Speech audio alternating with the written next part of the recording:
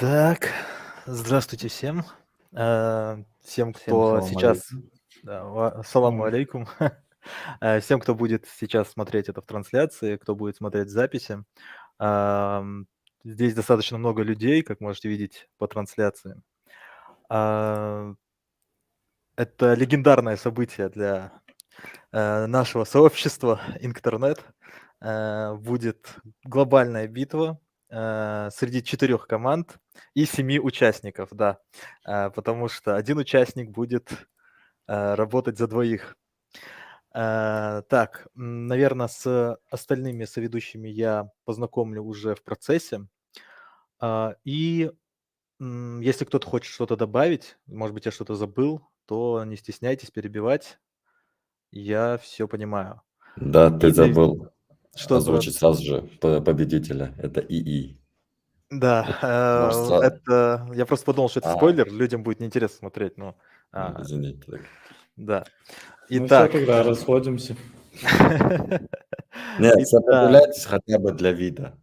Для вида мгм. сможете сопротивляться? Это вопрос Да, я. это был вызов остальным. Может быть, кто-то хочет ответить этому дерзкому заявлению? Обычно, кто так говорит, он проигрывает. Так, это была вот эта вот невербальная дуэль.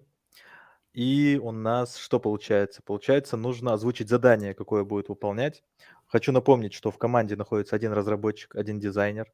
Они должны в дуэте выполнить задание, которое требует написать приложение под мобильное устройство. Так, может быть, Гапур, ты прочитаешь условия задачи? Да, стек не важен. У нас были долгие и кропотливые обсуждения, выбор задания. Было много достойных претендентов, но выиграл сервис для шеринга бумажных книг, где пользователь может создать таблицу со своей библиотекой, просматривать библиотеки других пользователей, э, и чтобы можно было обмениваться выбранными книгами. Дополнительно можно воспользоваться API, который по названию будет автоматически заполнять информацию о выбранной книге или вообще о книгах в библиотеке. Мы специально не стали делать супер конкретизированное задание, где будут четкие критерии оценки качества и там, выполнения. И оставили вот такое вот задание, где можно будет немножко разгуляться, проявить свою креативность. Вот. Вопрос. Да. Задание у вас в текстовом виде, в виде брифа какого-нибудь короткого есть? Или мы будем вам вопросы Есть, задавать? я его сейчас добавлю сюда, к нам, в приватный чат, где участники его видят. Если вам кажется, что давай. задание... Так. Не, ты продолжи, потом скажу. Ну, если вдруг кажется, что задание слишком, может быть, большое, то можем прочесть, какие еще были варианты, и вы, может быть, из них выберете. Но вообще задание неплохое, мне кажется. Давайте, знаете, что сделаем, чтобы те, кто будут смотреть эту трансляцию, то есть не кроме самих участников, а те, кто будут смотреть, тоже понимали, что мы делаем. То есть можем закинуть это или в интернет беседку, или же закинуть это в публичный чат. Да. Давайте Не и то, и спрашивали, что мы другое делаем. сделаем. Да, у нас уже пишут здесь в комментах. Валейкум ассалам. Можем туда и скинуть, соответственно, не в Да. приватный чат, а в общий.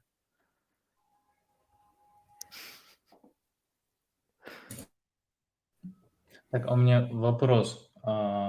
Тут написано шерить с другими пользователями. А как я это буду делать, если у меня нет API? А если тут, ну, тут есть про API написано, да? Ну, какое-то конкретное, оно вообще существует? Не совсем понятно. Да, я понимаю, о чем ты, но по факту говоря, придется делать просто UI, то есть это просто фронт и дизайн, без реально имеющегося функционала, скорее всего. Потому что я тоже не представляю, как это сделать в рамках особенно 2 часов, ну или 1,5 часа, выполнить всю эту задачу полностью.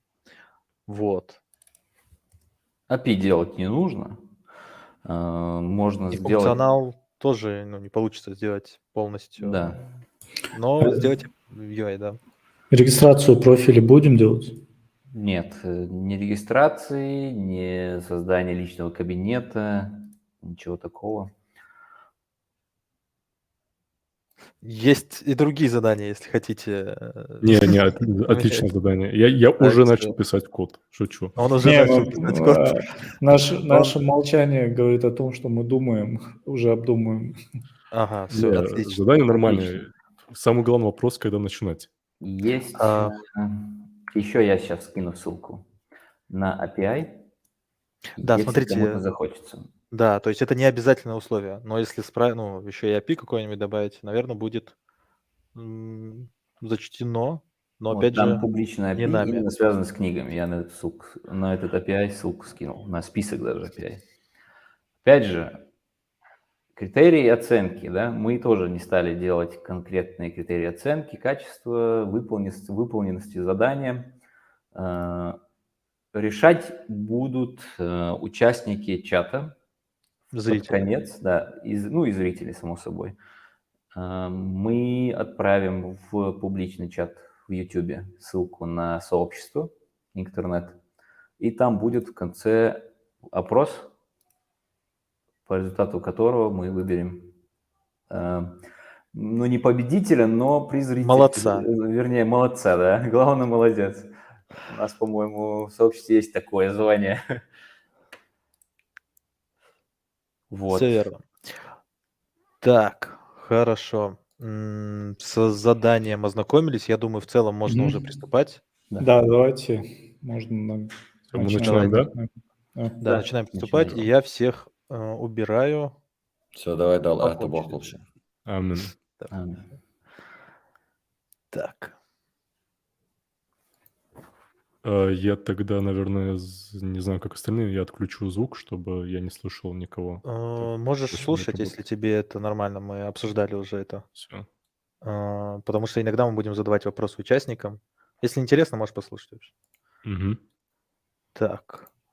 Остались только мы втроем. То есть это трое ведущих нас. Со мной в ведущих находится Гапур Евлоев и Чербижев Элмарс. Без... Валейкум ассалам. Только без камеры, да? Ты включал камеру? Эй, Нет? так, тут с камерой, сейчас, подожди. Так, что-то такое. Я пытался свет сначала выставить, но у меня ничего не получилось, ты же знаешь. Все прекрасно видно. Элмарс. Плохой из меня блогер. Да мы все только в попытках начать это. Так, хорошо. Есть у кого-нибудь какие-нибудь задумки? Как мы Да. будем В дальше? чате нам пишут салам алейкум. Да, Ва ва алейкум алейкум ассалам, ва ассалам. рахматуллахи ва баракатуху. Всех приветствуем, добро пожаловать. У нас, не судите строго, мы все впервые в качестве ведущих, вообще впервые на таких батлах. Ибрагим у нас будет лидером. Ну да, если Да. справиться, конечно, с этой ролью. Ведущий. Потрясающе. Да. Так, хорошо. У нас есть некоторые вопросы, которые мы будем задавать участникам, да и, может быть, друг другу тоже что-нибудь Да, будем и задавать. если у нас будут вопросы в чате, тоже не стесняйтесь задавать. Да, обязательно будем смотреть, будем откликаться. Так, вначале я, наверное, включу... Так, Берт там отвлекся на что-то. Можно Давайте мы- выводить их экраны, да, по очереди. думаю, можно посмотреть, чем занимается Хаваш. У Хаважа на самом деле непростая сейчас роль. Ему нужно и дизайн сделать, и выполнить задание, которое он сам себе придумает. Сейчас он смотрит какие-то Брифы ищет. подходящие, заданию. Может быть, что-то, что станет ему музой, элементы. Пока он этим занимается, потому что сейчас, на самом деле, думаю, все дизайнеры будут примерно этим заниматься, возможно, кроме самых опытных. Может быть, Элмарс, расскажешь нам о том, может быть, о том, чем ты занимаешься, об опыте, который у тебя имеется? О себе. Опыт. Да, о себе, да. Да, я уже говорил в одной передаче, что я по большей части SEO занимался, интернет-маркетингом. Вот. То Если, есть да, ты если долго, занимался... то, Мгм. да, если долго, то там на пару часов, наверное, рассказ затянется. Поэтому начинал с разработки, сайты на всяких CMS-ках, WordPress там и прочее, там Mambo, Joomla и прочее, и же с ними. Вот. А закончил уже там SEO, контекст, SMM и прочее. Вот. Ну и сейчас тоже этим занимаюсь. Как-то так, если в 2 словах. Мгм. То есть занимаешься SEO, да? То есть так, чтобы Да, если сайт... хотите, да, если хотите более подробно, подписывайтесь на канал, есть отдельный выпуск. С этими Все ниже понял, Пользуюсь специалистами все узнаете. случаем. все понял. Доводилось ли тебе работать с, может быть, мобильными приложениями, что-нибудь такое, или в целом это работает одинаково все? Работать, ну, да, немножко, но я не могу сказать, что есть прям такой большой опыт, чтобы я как эксперт мог что-то прям такое интересное, сногсшибательное рассказать. В основном мы делали мобильные приложения, ну, как бы это просто оболочка сайта была, Мгм. который ты скачиваешь, по сути, там все HTML, и это для торгового центра, красный кит там, и, ну, в общем, такие не очень серьезные вещи. Да нет, по-моему, достаточно неплохо. Так, но в целом, да, я понял. Я просто как-то у меня по задаче на работе тоже возник вопрос по SEO. Там нужно было, правда, именно оптимизацией заняться. У нас на какой-то там тысячной строке поискового запроса выводился наш сайт. И, честно говоря, интересно тоже было почитать, посмотреть, как это именно работает. А, Такая тоже интересная эта задача на самом деле. Но я по большей части выступал скорее как заказчик, наверное, или посредник М, среди заказчиков в конкурсах. У нас конкурсы по дизайну были.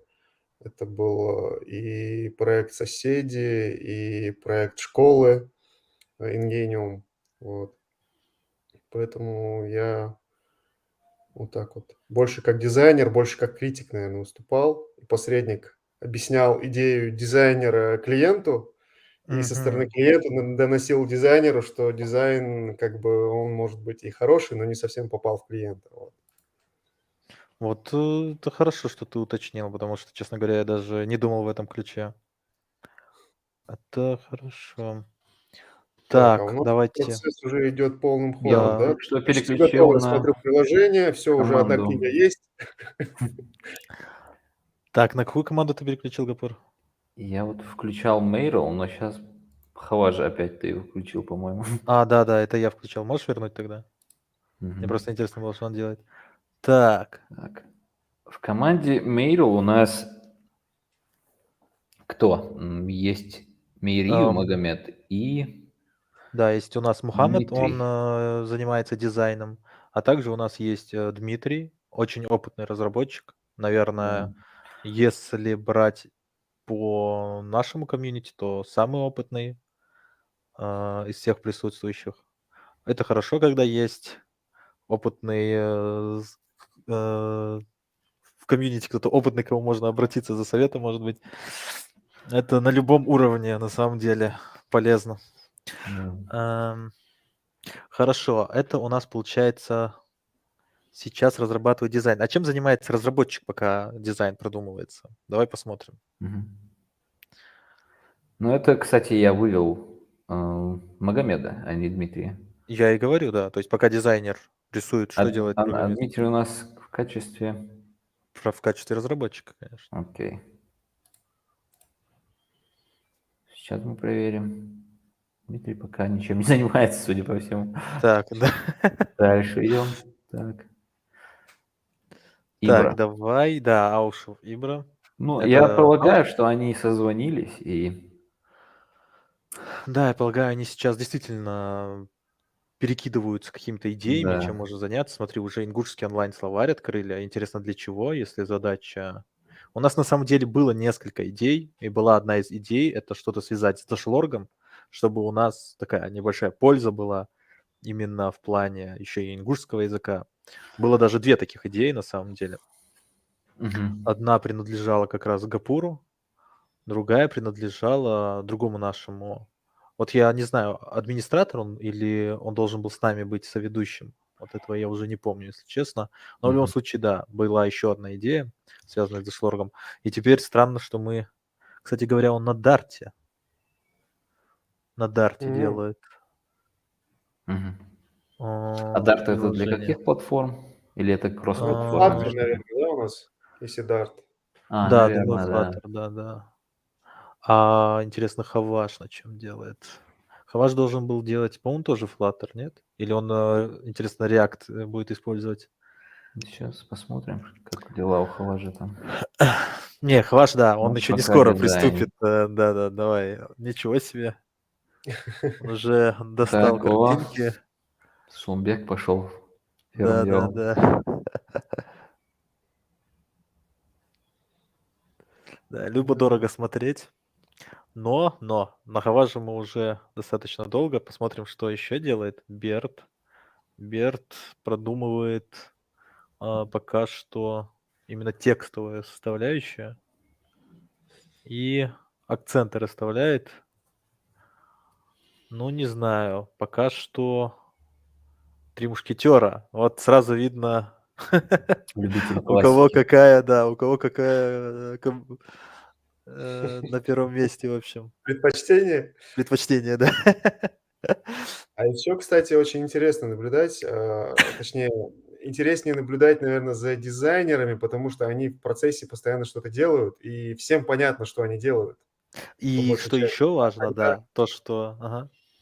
Да, а когда человек кодит, он же по большей части ищет решение какой-то задачи или там что-то в голове обдумывает, и там потом уже чуть-чуть пишет. Поэтому, Да, согласен, я хотел как наверное, раз. все-таки большая часть времени у нас будет экраны дизайнеров, я так Ну, думаю. мне как разработчику интересно, конечно, посмотреть и код, но согласен. В дизайне ты можешь еще и увидеть такой этот интересный момент, когда мысль дизайнера там уходит в другую область, и он начинает переделывать, а у программиста, пока ты не увидишь, скорее всего, законченный результат, ты так и не поймешь, что там в голове было.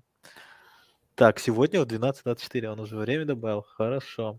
Так, а кто у нас с Бердом, соответственно, находится в команде? Моусер. Давай посмотрим стрим. Вот. Посмотрим, чем занимается Моусер, пока дизайн делается. Где его экран? Ты его Я вот видишь? включу сейчас, Вот, да. все. Он уже пишет какой-то код, давайте его расшифровывать. Соответственно, это TSX. Получается, что он как раз-таки будет делать эту задачу на React. Native, да? Да, React Native. Кстати, такой вопрос. А можно ли использовать всякие помощники ИИ вроде Copilot или ChatGPT? У нас в Хороший правилах вопрос. было описано? В правилах ничего об этом не сказано, потому что, честно говоря, я забыл об этом. Но на самом деле, даже если ChatGPT какой-нибудь тебе покажет код, то его все равно придется видоизменять. Там еще нужно грамотно ему и запрос задать. Но, безусловно, это будет помощью.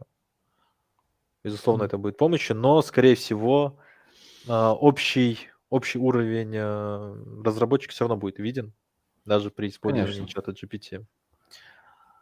Это больше помощник, а не решатель проблем. Ну да, согласен. Так что Так, он делает вьюшку. Ага. Параллельно он смотрит. Тут уже... Смотрите, мы можем сразу смотреть на него, если видеть, что Берт делает. Идеально. Так, Берт очень любит «Три мушкетера». Это сразу видно. Это, я думаю, ключевая вообще книга. На самом деле, я тоже обожаю «Три мушкетера». Особенно мне больше даже нравятся следующие книги. То есть не первые вот эти «Три мушкетера», а 20 лет спустя, там, по-моему, и 30 лет спустя вот эти вот 2 части. Там уже с королем. Даже фильм был, где там человек в маске сидел. Железный. Его, по-моему, этот железная играл. маска. Да. Ди Каприо? Так, да, Ди Каприо играл, да, ты все правильно говоришь. Ва алейкум ассалам, нам написали еще. Так, Отлично, отлично у них все дела идут. Вот мне интересно посмотреть на Аушева Ибрагима еще раз. Я сейчас его включу. Он уже на чем он делает? Да, мы же уже смотрели его, да, он на дарте делал. Мгм. Ну, уже Аушев карточку Ибрагим, делает. да. Аушев Ибрагим очень яркий парень, очень компанейский. Я бы даже сказал, что он настолько яркий, что когда он выходит из дому, его видно из космоса. Вот так вот. Да, вот настолько. Вы Э, ждали, вы просили, и вы Да, получили да. легендарный юмор Ну, чата такой Эльвинский лес. элвинский лес, да. Ну, Элвинский. это уже локальный юмор. Локально эти пошли мемы. Не, действительно, я не видел столько кафешек в своей жизни, как когда познакомился с Ибрагимом. Он вообще этот, как это называется, лицо, так скажем. Как это слово было, я забыл. Амбассадор? Да, амбассадор действительно любого кафе в Магасе. Я думаю, его там знают как самого частого клиента. И что удивительно, при том, что он, Может, ему платят за то, что он приводит возможно, очень даже возможно. посетителей? И что самое удивительное, он еще и успевал очень даже неплохо работать. То есть, я, чтобы столько всего успеть сделать, должен целый день дома просто сидеть. А он, с ноутбуком, помню, приходил, работал прям там. Да. Так, а сколько нас людей сейчас смотрит в Ютубе? Есть у нас цифра? 31 31. человек. 31 человек. А почему лайков всего 16? Так, непорядок. Да, это непорядок, Да, друзья. да. Уже, да, начинаем их? Да. Надо уже показать им, что мы... Да-да-да. Выгрузите нам небольшой грузовик лайков. Так, вот что мне еще интересно. Среди тех, кто смотрит, есть те, кто занимаются мобильной разработкой? Если есть, напишите плюсик. Или вы занимаетесь, может быть, другой какой-то сферой? А если не занимаетесь, напишите минусик, да? Да, а если не Сколько занимаетесь, напишите комментариев? минусик. Да. И надо будет теперь подождать, когда... Покажи мне свой код, и будет лайк, говорит. Это Элмарс тебе? А я же не кодер, я давно это забросил. Я по большей части SEO. Вот так вот. Не, Не я получим как мы бы лайк. могу хороший промпт написать в чат GPT, да, и он что-то мне выдаст. Плюс-минус пишет Жанет Ильясова. Занимаясь другой сферой, пишет хороший человек. Просто было интересно. Просто я не занимаюсь мобильной разработкой. Мне было интересно бы почитать мнение и со стороны в том числе. Может быть, по архитектуре. Все-таки там архитектура немного другая используется, чем в веб-разработке. Ты сам не представился, кстати. Давай расскажи о себе. Да, и, Ивра. кстати говоря, вначале Гапур Евлоев, соведущий наш, я забыл об этом, на это перешел сразу на код. Ближе к делу. Расскажи про себя лучше, потому что у тебя более интересная, я думаю, история, так скажем, потому что у меня все очень банально. Да, у меня тоже самое банальное, пресловуто. Я разработчик, фронтенд. Был долгое время, первые 3 года своей карьеры просто верстальщиком. Где-то в 17-18 году заинтересовался IT-разработкой. Прошел несколько курсов на YouTube. И так вот заскочил на уезжающий поезд, когда еще планка входа была очень низка. Удалось заскочить. Начал с веб-студии в Москве. Там работал верстальщиком. Потом работал в компании Faberlic. Возглавил через год отдел разработки, стал ведущим верстальщиком. Потом подумал, после прошлогодних событий, когда политический курс страны резко поменялся, я решил резко эвакуироваться, так же резко, как поменялся политический курс. Уехал в Турцию. И вот с тех пор я занимаюсь больше фронт-энд фрилансом, что мне на самом деле очень нравится. Но сейчас ты в Турции находишься? Я уже не в Турции. Получили мы с супругой визу рабочую в Германии и нахожусь в Германии. Мгм. Но Германия Тяжело это... тяжело получить визу рабочую в Германию? Визу не тяжело, тяжелее всего получить работу. Там есть Ну да, я либо просто надо наслышан, что получить... там надо как-то работодатель должен доказать, что именно ты такой замечательный. Ты очень скромно это сказал, но на самом деле, насколько я знаю, там же приоритет они все-таки хотят своим гражданам давать. И чтобы нанять вот так человека и дать рабочую визу, работодатель должен так заморочиться и доказать, что Мгм. этот специалист такой незаменимый. Ну, Именно на там... самом деле, это им доказать несложно. То есть, если Было бы желание. да, если мы здесь оказались, то это вообще Опять ты не not скромничаешь, big да? deal. Но просто если ты джуниор-разработчик, если у тебя нет опыта, то, скорее всего, шансы приехать, получить визу практически нулевые. Им нужны как минимум мидлы, сеньоры. Да, За даже я бы сеньорами просто сказал, охота идет. да, думаю, сеньора Мидлы, вообще да, проблем не должно быть. можешь самостоятельно тоже найти, подаваться. А так, даже мидлы, если да? они, да, если они тебя зовут, то доказать, что ты им нужен, для них не составит труда. Ага. А я думал, там уже где-то с сеньором там надо быть, черный пояс там Нет, и все медлом такое. даже можно уже смело начать искать. Мгм. В Германии сложнее, чем, например, в каких-нибудь Испании или Нидерланды, мне кажется. Но опять же, я в этом не совсем эксперт, я больше про свои ощущения, всего опыта. Единственная проблема в Германии – это то, что рынок вакансий 90% это на немецком языке. И вот тебе Сейчас на надо пытаться экране у нас... проскочить в эти 10% англоязычных вакансий именно на немецком рынке, и у тебя конкуренция практически со всего мира. И с индийцами, и с бангладешцами, и с пакистанцами. Особенно сильно с ними конкуренция, ну и остальной мир тоже. Ибраим, ты сказать что-то хотел? У нас тут процесс, да? Да-да, я Жаль. просто написал в чат уже ответ. В общем, да, у нас сейчас на экране Мухаммед, он дизайнер, то есть он сейчас продумывает дизайн. Но вот что я хотел тоже сказать, в команде находится Дмитрий, но его стрима мы не видим. То есть если включить, это черный экран. Если Дмитрий нас слышит, то,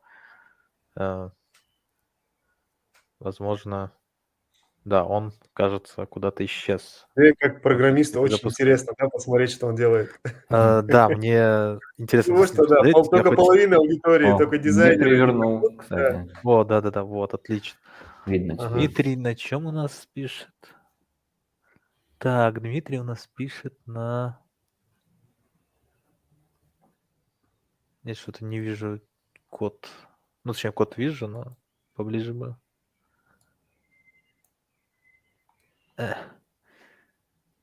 Так, кто знает, это у нас случаем не почему-то похоже на Swift. Так. Это у нас Да, это Swift. Swift. Это у нас Swift. Или Objective-C или Swift. Возможно, да, я не до конца хорошо прям. Я полагаю, Это что Swift UI. Дмитрий Да-да-да, это разработчик на iOS. Да, Дмитрий, ну да. Xcode, да, это Swift. У меня тоже есть знакомый, который разрабатывает на Swift. Он иногда показывал мне свои эти разработки, архитектуры. Интересно мне было, потому что я в этом, разумеется, разумеется, именно не разбираюсь. Но вот было очень интересно посмотреть, как это выглядит изнутри. На самом деле выглядит очень круто. То есть там огромное количество готовых решений. Местами мне, правда, показалось, что можно было бы, что кода слишком много по сравнению с тем, что я бы мог написать на JavaScript. но, но готовых решений очень действительно много, Подкупает, да? как-то Вот. интересно, да. Ну и типизация там вообще с головой хватает, там все очень жестко протипизировано. Кстати, Дмитрий написал, что его почему-то не слышно. Я так понимаю, мы же шарим экран, но звук пока не Мы включаем. шарим Сейчас экран, да, мы пока не да, включаем. чтобы, да. Может быть, пока дизайн готовится, я вижу, Дмитрий много пока не активно пишет код, можем его на несколько вопросов вытянуть. Согласны? Попробуем. Давайте Если я Дмитрий сам сейчас согласен. добавлю в стрим Дмитрия, и если он будет занят, он скажет нам, мы перейдем к кому-нибудь другому. Я на связи. Так, все, Дмитрий на связи. Так, это Swift, да? Это Swift UI, современный Swift UI. фреймворк от Apple для разработки приложений. Причем для Мгм. всех платформ сразу. Для всей платформы сразу. И для Да, Android? Нет, имеется в виду платформы, которые в экосистеме Apple. Окей. Десктоп, часы, телефон, планшет. Да, я там видел Круто. очень классно, когда ты слоями делаешь код, то ты можешь как-то экран так повернуть, и ты увидишь каждый слой и каждый, который ты написал, и можешь сразу определить, там, к чему относится тот или иной элемент. Очень красиво выглядело. Я даже в какой-то момент захотел купить себе действительно Mac и Swift туда установить. Советовал бы ты людям изучать Swift в текущей ситуации, так скажем? Как ты думаешь? Все непременно. Я считаю, что Swift это является будущим, если человек хочет разрабатывать под Apple. Сама компания Apple, она активно продвигает данный фреймворк. Можно сказать, все современные решения разрабатываются именно с помощью Swift UI. Те же самые виджеты, которые были представлены некоторое время назад. У них руководство, то есть на сайте компании Apple, в их документации, все примеры исключительно на Swift UI. Я даже не знаю, возможно ли сделать с помощью UI-Kit, то есть с помощью стандартных старых подходов. Да, я просто почему уточнял, как я уже говорил, у меня есть один знакомый, он сейчас является джуниором на Swift, и он сказал, что ему было очень сложно найти джун-позицию, он с трудом нашел ее, но было сложно, говорит, потому что, ну, в России, во всяком случае, Apple вышли, не работает, поэтому стоит ли начинать в текущих именно реалиях в России, так Начинать сказать, свой путь в IT, вот Swift. как разработчик именно, да. Swift, Как да. iOS-разработчик, да, в частности? Да, Да. да. Я Ну, нашел считаю, он в конечном итоге работу, но вот как ты думаешь? я считаю, что несмотря на происходящие события, для айтишников особо ничего не изменилось. То есть по-прежнему требуются хорошие специалисты, независимо от того, под какую платформу разрабатывать. То есть в данном случае под платформой я уже имею в виду Android либо iOS. Как iOS-разработчики, так и Android-разработчики по-прежнему являются горячо востребованными. Вакансий приходит достаточно много, причем они интересные. То есть высокая зарплата, удаленка или даже переезд куда-нибудь на Кипр. Поэтому нужно обязательно разрабатывать, нужно обязательно учиться. Я считаю, что разработчики, несмотря даже на развитие таких технологий, как чат GPT там и прочие, да, искусственные интеллекты, они будут все равно востребованы, потому что людские мозги ничем не заменить. Даже тем же самым искусственным интеллектом кто-то должен управлять, кто-то должен его разрабатывать. Он не идеален, не нужно его там обожествлять. Это да, это с этим я полностью Да, я согласен. полностью согласен со всем, что ты сказал. То есть, получается, ты рекомендуешь Swift, то есть даже среди всех мобильных этих, Swift тебе кажется точно как будущее мобильных приложений зарекомендует себя, да? Я хотел бы немного уточнить. Swift – это сам по себе язык программирования, да, то есть здесь, Да. куда бы мы ни пошли, то есть в любом случае Swift придется учить. А вот Swift UI именно для разработки пользовательского интерфейса, да, либо UI-Kit – это стандартный такой устоявшийся подход. А здесь уже нужно выбирать, конечно. Многие компании, они пока еще немного с таким скептицизмом относятся к Swift UI, поэтому, если хотите разрабатывать приложение под iOS, нужно все-таки UI-Kit в первую очередь учить. Ну и Swift UI параллельно тоже, потому что за ним будущее. Все понятно.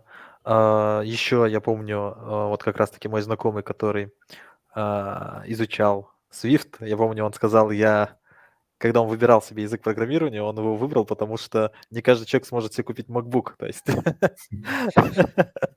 с таким Элитарность, да, подходом такая? подошел, да. Да, чем-то напомнило еще историю с этим, как он назывался там, вот соцсеть была, Клабхаус. болталка. Да. То Мгм. есть пока они выкатили под Android что-то, я даже не знаю, выкатили ли они. По-моему, выкатили, да? Они Да, уже уже. стали никому неинтересны. Мгм. Да, помню. Поэтому, да. Да, Еще Clubhouse вопрос быстрый такой хайп. интересный хотелось бы накинуть для жарких споров. Kotlin или Flutter? Что это такое? Я бы, А у нас да, есть этот похожий вопрос вопрос, между чуть-чуть прочим. переформулировал бы. Как ты, Дмитрий, если, конечно, ты можешь себе позволить отвечать и работать, как ты относишься к кроссплатформенным решениям, типа Flutter, Native? Кроссплатформенные решения, они, конечно, в последнее время стали довольно-таки интересными.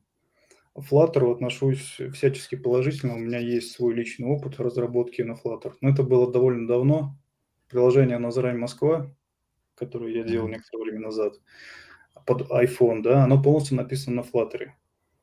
Мгм. Сама по себе платформа многообещающая, она тоже позволяет написать один код и сразу под множество разных систем, да, то есть там десктопы, телефоны и прочее. Windows, macOS, Linux, причем даже графический интерфейс инсталлятора операционной системы Linux, Ubuntu, он, насколько мне известно, написан на Flutter. Так что система многообещающая. Я считаю, что если есть желание, можно учить. Причем работа тоже, насколько мне известно, востребованная. То есть есть вакансии по Flutter. Если говорить про Native, у меня, честно говоря, к нему, такое недоверчивое отношение. Я не слышал, чтобы где-то Native был востребован. Может быть, я не в тех кругах общаюсь. Мгм. Если говорить о кроссплатформенной разработке со стороны Kotlin, да, то, что делает компания JetBrains в сотрудничестве с компанией Google, то есть Kotlin мультиплатформ, то я считаю, что здесь тоже есть определенные такие многообещающие посылы, потому что они недавно замахнулись на разработку под iOS, то есть можно на Kotlin полностью писать приложением под iOS. И в том Ага. числе для компьютеров тоже, Мгм. десктоп-решения. Стоп. Да, так что либо Flutter, либо Kotlin мультиплатформ, это тоже, я думаю, приживется. Все остальное не знаю, не уверен. Да, это Спасибо. хорошая оценка, да.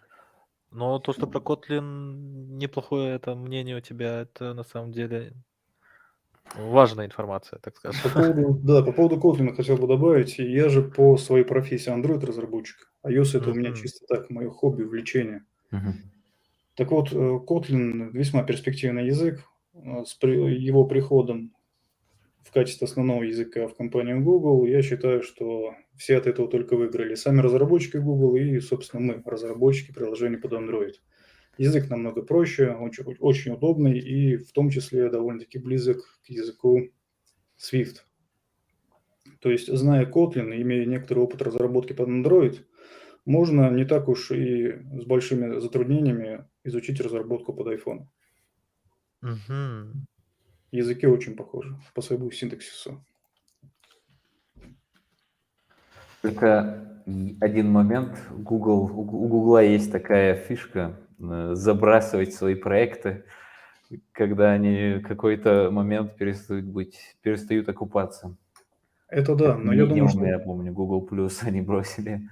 Kotlin эта тема не коснется, потому что Kotlin сейчас лежит в основе всей Android-разработки, все примеры, опять же, зачастую идут на Kotlin. И плюс Согласен. Kotlin, что радует, изначально разрабатывала не Google, а компания JetBrains. Мгм. Мгм. Да, JetBrains, я не знаю, ты говорил, это компания, которая занимается, например, WebStorm и другими редакторами кода, которые активно Да. используются разработчиками. Можно Им сказать, привет. номер один среди IDE. Да, кстати. А, Android Studio.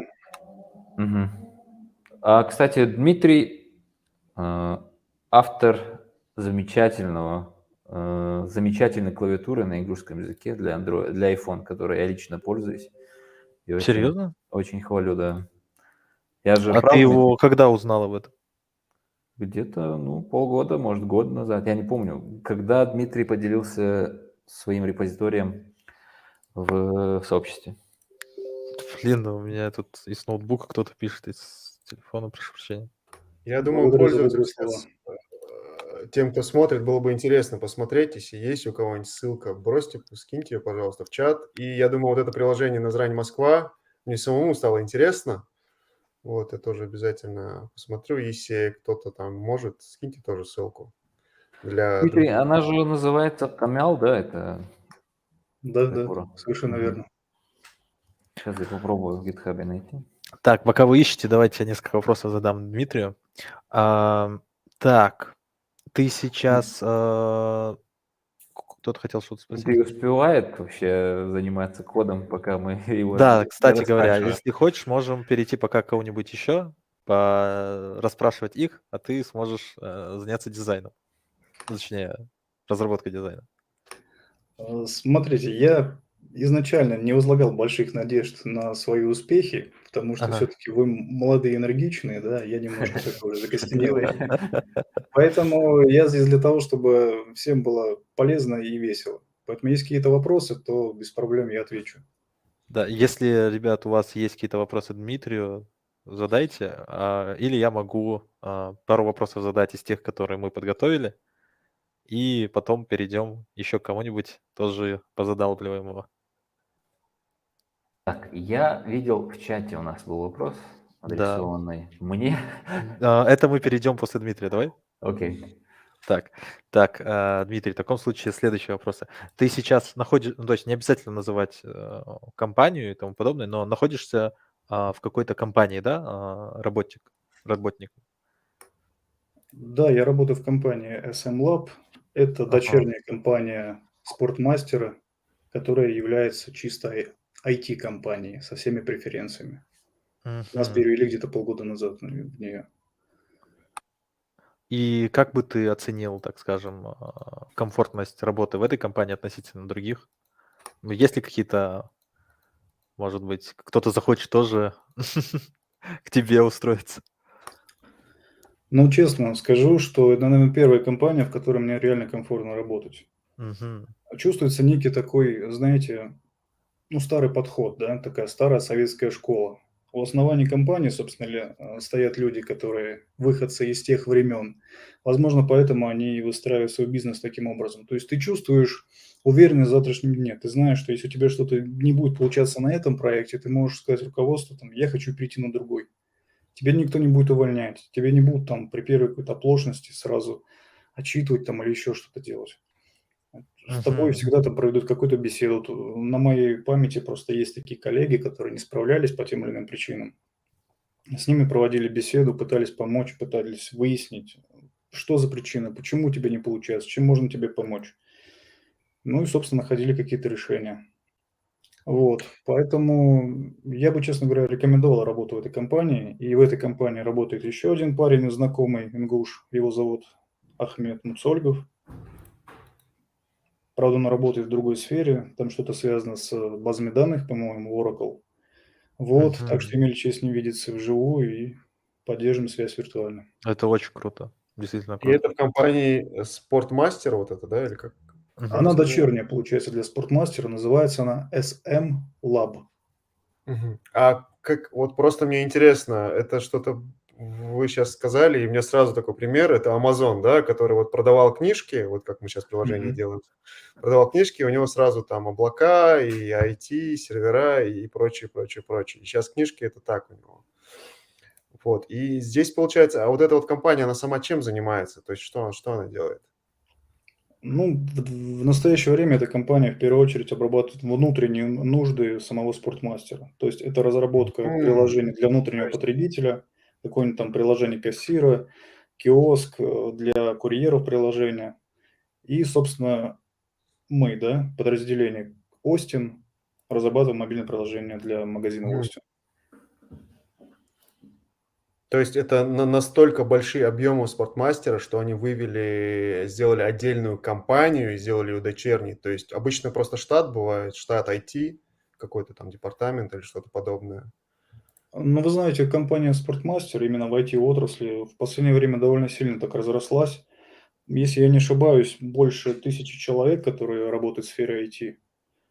Есть много разных проектов, как я уже сказал, внутреннего потребления, и в том числе на внешнюю сферу. И пытаются участвовать в разного рода конференциях, в той же самой конференции Mobius, писать статьи на Хабре. В общем, Мгм. на слуху. Это очень интересная, на самом деле, информация, что вот оказывается даже в таких, казалось бы, неочевидных компаниях есть такие подразделения с таким большим количеством рабочих мест, ну, то есть сразу потенциал для тех же молодых людей, которые хотят выбрать профессию. Опять же, вот, то есть это не обязательно какая-то веб-студия должна быть, это может быть даже вот такое предприятие, да, казалось бы, Мгм. напрямую настолько не связанное Да, с, да, совершенно верно. с таким И количеством сотрудников, да. да, и что еще здорово, то что как бы набирают людей разных возрастов. Вот у нас недавно пришли люди, там и 45 лет, и больше 45 лет. И причем они Мгм. пришли из совсем других сфер. То есть они вообще начинающие программисты. И Нет тем не менее возрастной втягиваются. дискриминации. Вот, а вот в Германии нету такого, наверное. Туда придешь 45 лет, и тебе сразу оверквалифици или как там вот, как это? Нет, я думаю, в Германии даже нелегально спрашивать возраст. Нет, у меня был пример, как раз-таки товарищ, он переехал в Великобританию еще давно, и у него была проблема такая, что куда он, ну, он как бы сам сначала SEOшник был, потом прошел MBA, потом аналитик данных и прочее. И вот он куда, говорит, не прихожу, везде говорят, вы слишком квалифицированы для данной позиции, и везде отказы были. Такой Да, у них такая есть, ну, скажем так, толерантный таким способ словом. ответить, да, такой Ну, политкорректный. да, у них отговорки такие есть, когда они не хотят брать, они вот так вот Да, формулируют. ну, Вы слишком тут ты не квалифицированы. обязан просто говорить свой год рождения, свой возраст. Даже, по-моему, фотографию не нужно прикладывать к резюме. И это специально сделано, чтобы не было возрастной дискриминации, чтобы они там не могли тебя по внешнему виду оценивать или по возрасту, пока ты там не перейдешь на определенные этапы отбора. А там, если ты уже понравился, то я думаю, А еще у них пройти в можно. резюме, когда ты его заполняешь, там есть, ты можешь быть они. Ну, это уже, да, Не будем перегибы в на эту тему местах. ходить. Нам больше на самом деле ближе, наверное, в этом плане будет индус. Я сейчас расскажу историю, когда услышал недавно про нее, что там есть ну, как бы люди, специализация которых это проходить собеседование. И они представляются другими людьми. Вот есть кандидат, он там джун или middle, там middle на сеньора, а этот, он как бы очень квалифицированный, и он проходит все собеседования, а потом на работу выходит не он, а другой человек. Ну, это, кстати, И если там нет нелегально, ни и ты фото, как можешь попасть в говорят черный в список. Германии, и если там нет ни фото, ни возраста, вообще ничего нету, ну вот кто-то пришел, сдал все тесты, а потом вышел другой. Вот, а я вот такой был действительно. Ну, это, мне кажется, больше такая городская легенда, потому что Не-не-не, это не ты... городская легенда, это реальная история. Точнее, не история, это Случай, как да? бы частые случаи, да. Интересно. Так, вот у нас Аслан Мальсагов спрашивал насчет, какие навыки для работы в Европе, а есть ли навыки для работы в Европе, но знания английского близки к нулю, то как и до какого уровня надо поднять английский, чтобы этого хватило для прохождения собеса? Я думаю, что на B1 можно пробоваться, но желательно как минимум B2 уровень английского. Это тестирование TOEFL, да, вот это, или как оно называется? А там я вообще не проходил никакого тестирования, у меня ни одного сертификата нет. Я имею в виду, если ты себя чувствуешь на B1, B2, то можно начать. На самом деле ни разу не встречал требования о сертификате. Они, наверное, плюсы идут в зачет на этапе отбора, но не обязательно. А Такие дела. B1 это какой уровень? B1 intermediate, high intermediate. Не, это да, я имел в виду, ты должен свободно читать, свободно говорить. Ты должен читать, писать, говорить. Профессиональную литературу или просто... То есть, Ну, какой там профессиональную литературу в первую очередь, конечно же. уровень? Просто есть C1. C1 это уже почти native уровень. C1 это следующий после B2. Мгм. А C2 это уже ты должен на уровне профессора говорить. Может быть с акцентом, но вот именно знание языка у тебя на уровне такого Мгм. преподавателя, профессора C2.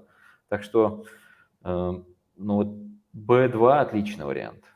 Спокойно, смело можно идти искать работу, подаваться. Да. От себя добавлю тоже, обязательно надо знать английский. И если кому-то интересно, какой у него уровень, посмотрите в интернете, там есть примеры этих тестов, постарайтесь пройти, понять для себя, какой у вас уровень, если вы действительно думаете об этом. Да.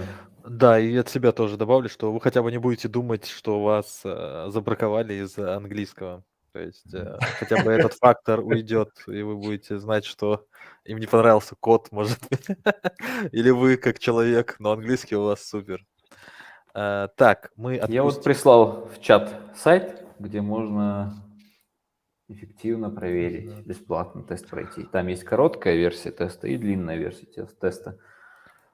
Да, мы Рекомендую пока длинную версию. отпустим Дмитрия. Я ремув его сделаю. Сразу скажу, что если кто-то из участников захочет присоединиться к обсуждению, то можете написать, и мы вас добавим. Если вдруг какая-то тема во все идет, которой вы считаете себя или просто интересно, и вот так заскакиваете. Я бы сейчас перешел на самом деле к дизайнеру, но я так понимаю, что вовсю идет работа сейчас у дизайнеров. Я даже не знаю, стоит ли отвлекать кого-нибудь. Я бы отвлек на самом деле Ибрагима Азиева, либо Берда. Но, давайте посмотрим. Возможно, они сейчас вовсю работают. Это стрим. Так. По-моему, они вовсю работают. Интересно, насколько сосредоточено. Стрим? Это Ибра. Ибрагим Азиев, да, это из команды ИИ. Это Ибрагим и Ибрагим, да, то есть такая игра слов, то есть получается искусственный Игра интеллект. смыслов, Да, игра смыслов, действительно, вот это правильнее будет сказать. Да, хорошо подошли к названию. Так, и стоит ли отвлекать дизайнеров? Наверное, опять же, может быть, обратимся к кому-нибудь.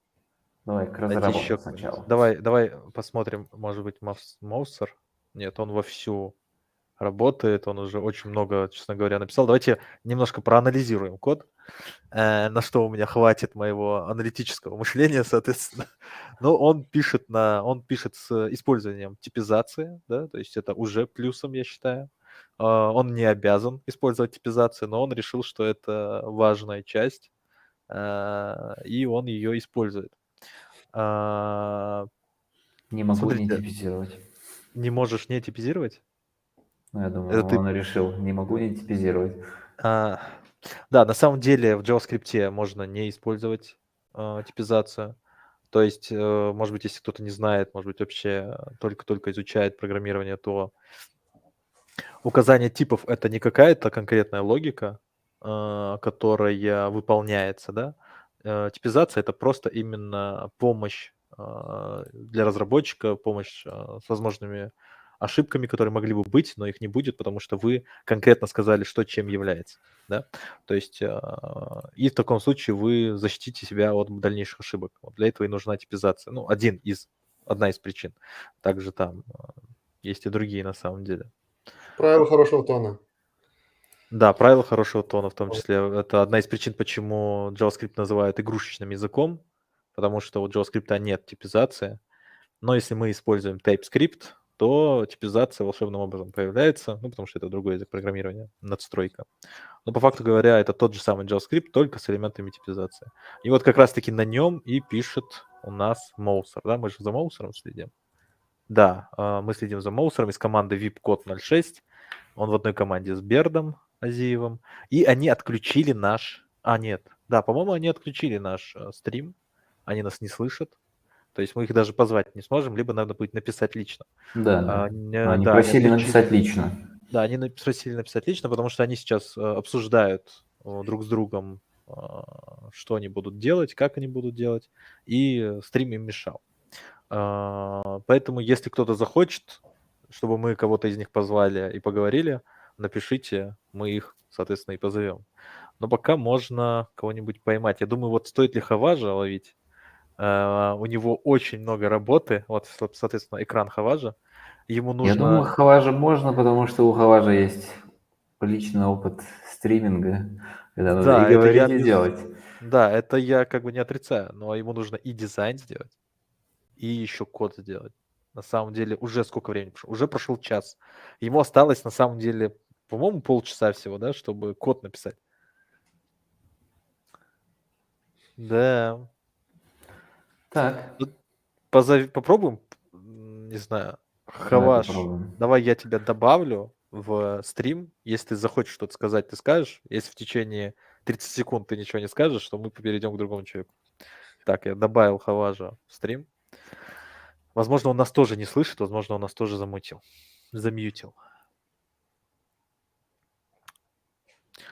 Помаши мышкой, если ты нас слышишь. Не-не, я думаю, что он бы уже... Да, скорее всего, он нас не слышит, либо игнорирует. Ай-яй-яй.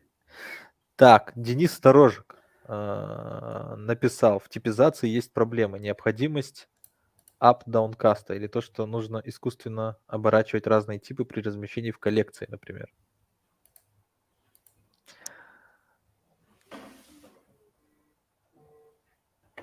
Безусловно, в типизации есть проблемы. Это то, что ты не можешь просто на ходу делать все, что тебе вздумается. Придется подходить к этому с умом. Это безусловно. И еще что? Ну вот мне нравится JavaScript как раз-таки тем, что если тебе нужно что-то потестировать быстро, тебе не нужно париться над типизацией. Вот тот же самый, например, Swift. Ты если захочешь что-то быстренько сделать на скорую руку, тебе там типизировать и типизировать. Во всяком случае, то, как мне это показалось со стороны. Ваха Костоправ — это который всем девчонкам в снах снится. А у нас здесь есть такой? Так, Хаваш так и не ответил, поэтому мы его исключаем. Все, его больше нет. Он упустил свой Давайте, шанс. мне вот знаете, что мне кажется? Мне кажется, Ибрагим Аушев. Не стал бы нас выключать. Так, add to stream. Я добавил Ибрагима Аушева в стрим. Неужели он тоже отключил звук нашей трансляции? Неужели мы настолько Не, душные? А кто у нас я Ваха? ему сейчас напишу. Да, а кто такой Ваха Костоправ? Это из песни ЛКМ. Да, по-моему. это я понял. Я просто не знаю, а где он нашел тут Ваху Костоправа. Это же Гена. Но это же Геннадий. Мало ли, что ему пришло в голову. Если что, это да, наш общий знакомый. Пока ты ищешь, я бы еще, знаешь что, я бы у Гапура спросил, есть ли такой момент, допустим, на Западе, что если ты увольняешься, а потом устраиваешься на другую работу, то можешь сразу, ну, допустим, переехал или там устроил, нашел работу, да, там тоже в Германии, переехал туда, работаешь, первая работа, меняя работу, ты можешь там в разы зарплату увеличить. Есть такое? Ну, у меня на самом деле такого опыта нет, чтобы я так поперескакивал. Есть и в Европе, но есть такой опыт в России. Я на самом деле за год в 2 раза увеличил зарплату, когда был в России верстальщиком. В России, да. В России. Здесь... О. Ибра к нам пришел. Нам подключился Услышал наш звездный наш гость. зов. Я думаю, мы продолжим об этом говорить, Элмас, когда мы пообщаемся, после того, как мы общаемся с Иброй. Да, Ибрагим. Просто. Уже час прошел. Да, уже час прошел. Сможешь говорить и писать код одновременно? Да, только сейчас я экспортирую иконку Блин, тут все не по плану идет. А, в Как здесь дизайне интернет? Хаважа был Ваха Костоправ. Все, понял. Костоправ. Хаважа в дизайне Ваха Костоправ? Мы проспойлерили Это- что-то важное. Нет, это запрещенный прием. Понятно. Надо будет, значит, у него очки забрать. Это как правильно? в Марвел, знаешь, когда ты отсылки делаешь, а зрителям больше нравится. Ну, Я... Так, Ибра, рассказывай. Участникам отведено 1,5 часа, задумывалось, но если Но если, да, у всех останется будет запал, не может быть... хватать и будет запал, да, можем на полчаса Ну, мы продлить уточним максимум. у участников, стоит ли давать им дополнительное время. Может быть, они не Да. захотят, может быть, Мне захотят. дополнительное время, мне кажется, точно потребуется, потому что, не знаю, Да, мне мне кажется, у что... меня все не по плану идет. Вот и расскажи, что как у тебя. Ну, это В будет... целом, Ты у можешь меня сейчас попробовать других участников ввести в заблуждение, поэтому используй нету. самому.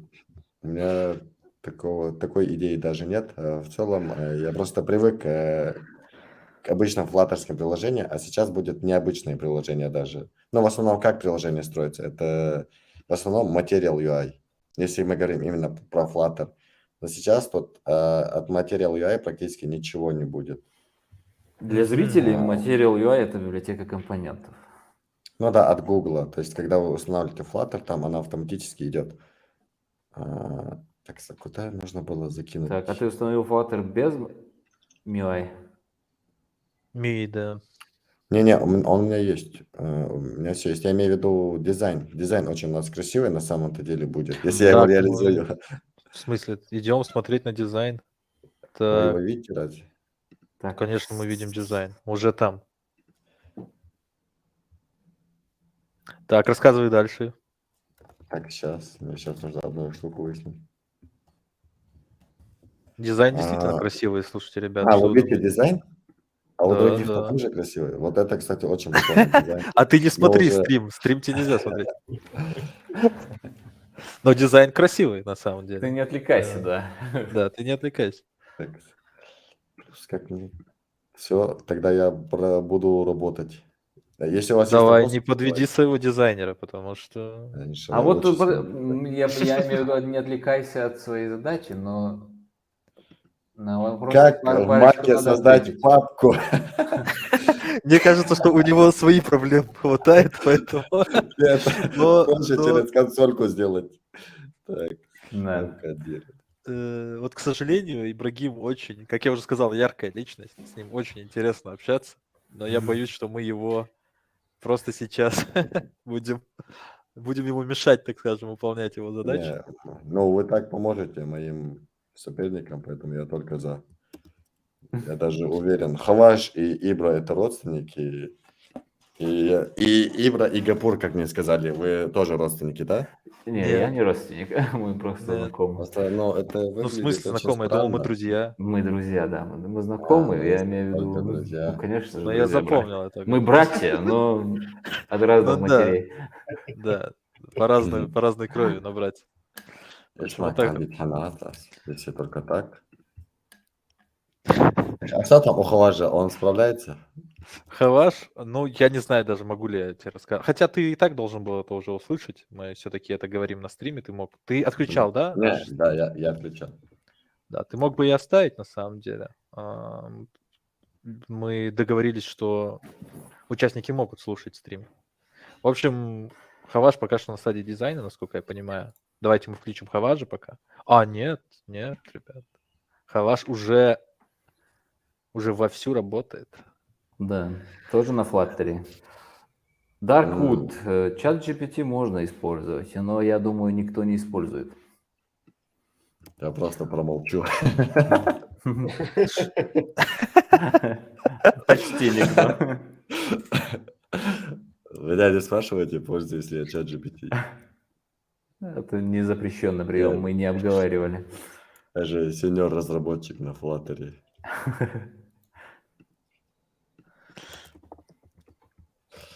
Так, ну смотри, Ибра, Хаваш такими темпами тебя и догонит. Я только за, если мой брат меня Да. выиграет. По-моему, он уже написал Hello World. А, Это... Поэтому О. смотри, будь осторожен. Кстати, он активно пользуется копилотом или чем-нибудь таким. Да, ты пользуешься копилотом, брат? нет, у меня другой помощник. Да, ну-ка. Google, да, или что? Чё ты?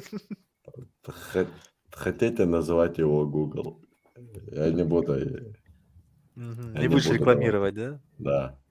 Ну, вообще, как ты относишься? Ну, кстати, расскажи, где ты работаешь, как давно ты разработчик, ну, для Я зрителей. работаю...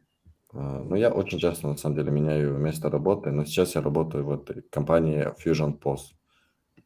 Это штука, которая позволяет там принимать заказы, там отправлять их на кухню. Ну, то есть на кассе есть такой Мгм. аппарат, программа, точнее, Fusion POS, которая занимается вот всем этим.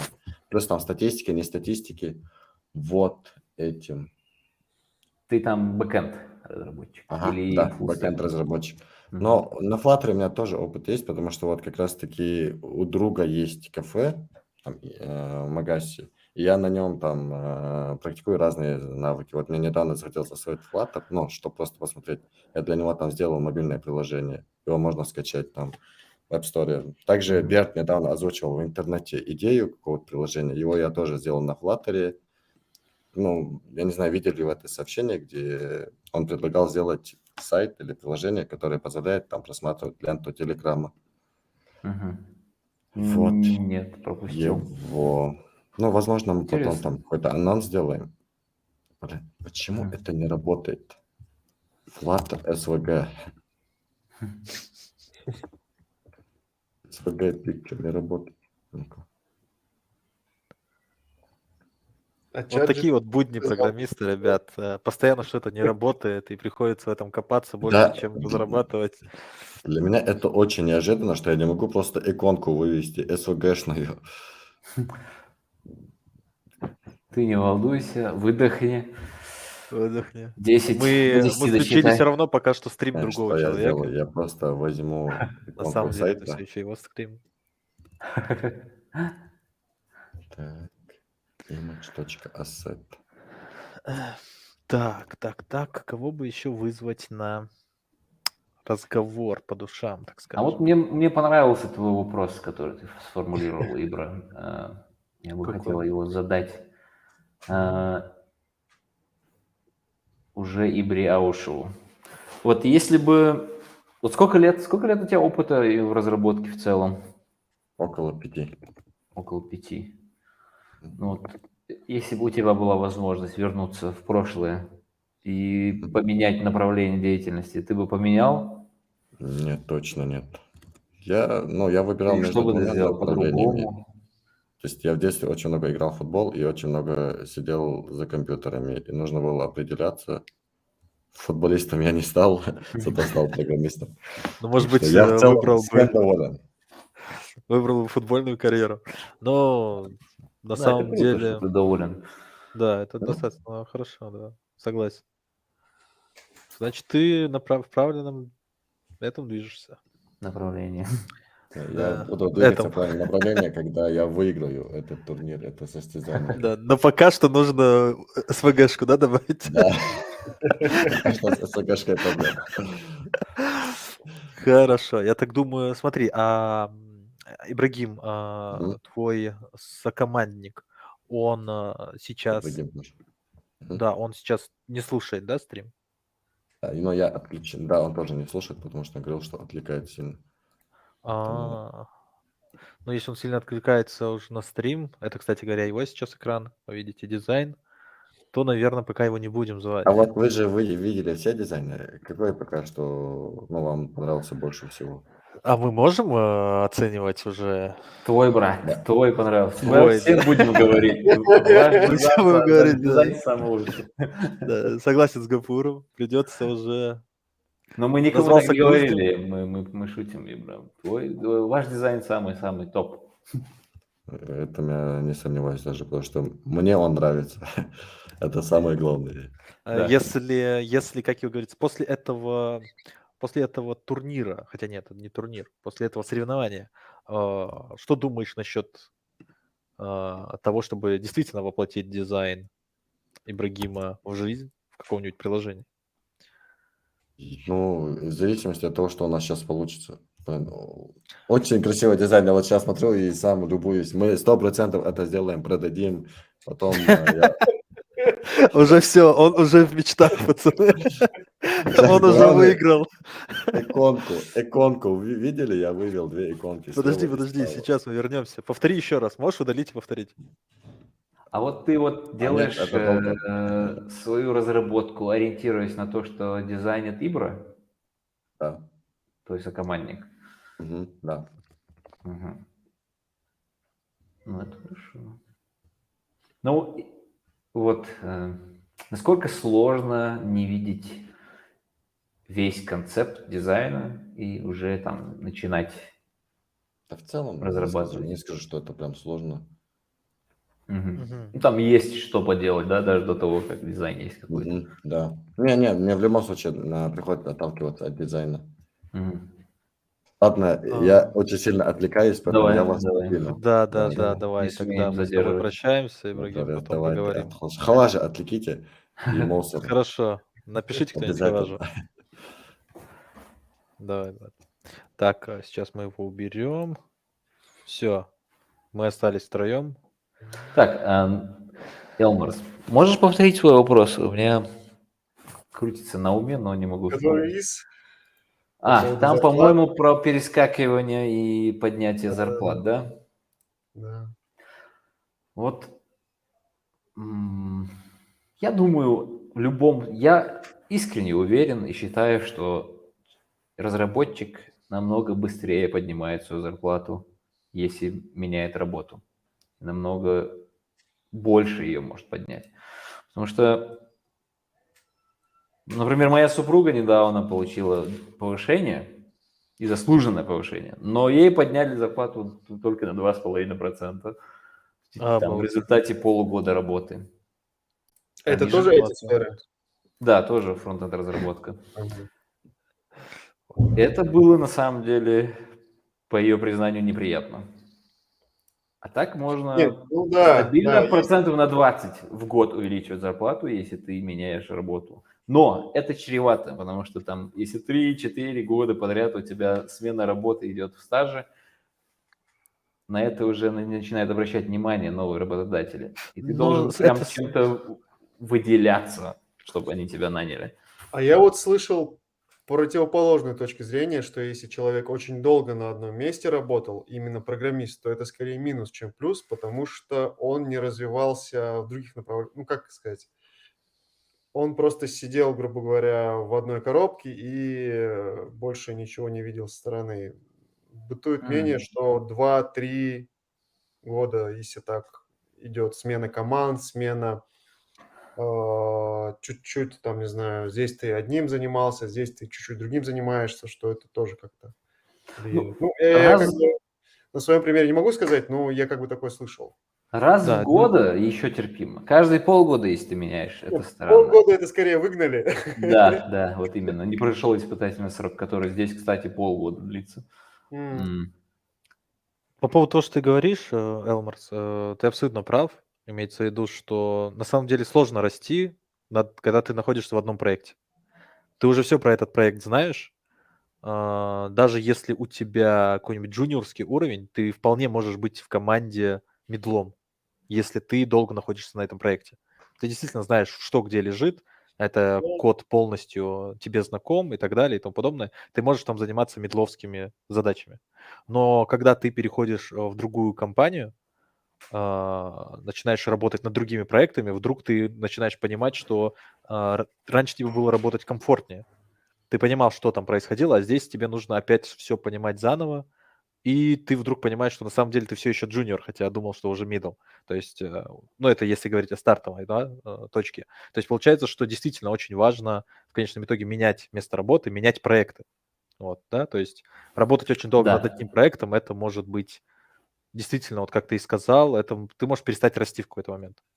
Расслабляет, усыпляет, расслабляет, ты все работает знаешь про свой силы. проект, тебе Да, там да, 3 да. задачи в день делаешь каких-нибудь, и все хорошо. А тут Поэтому, ты да, выходишь из зоны верно. комфорта, тебе нужно, чтобы выполнить одну задачу, действительно мозг включить и понять суть, контекст, код, который ты раньше не видел, к примеру, и так далее.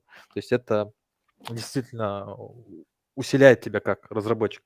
В этом, так что ты все правильно сказал. Так, и я хотел сейчас на комментарии отвлечься. Во-первых, тут защита Хаважа идет. Говорят, не отвлекайте Хаважа.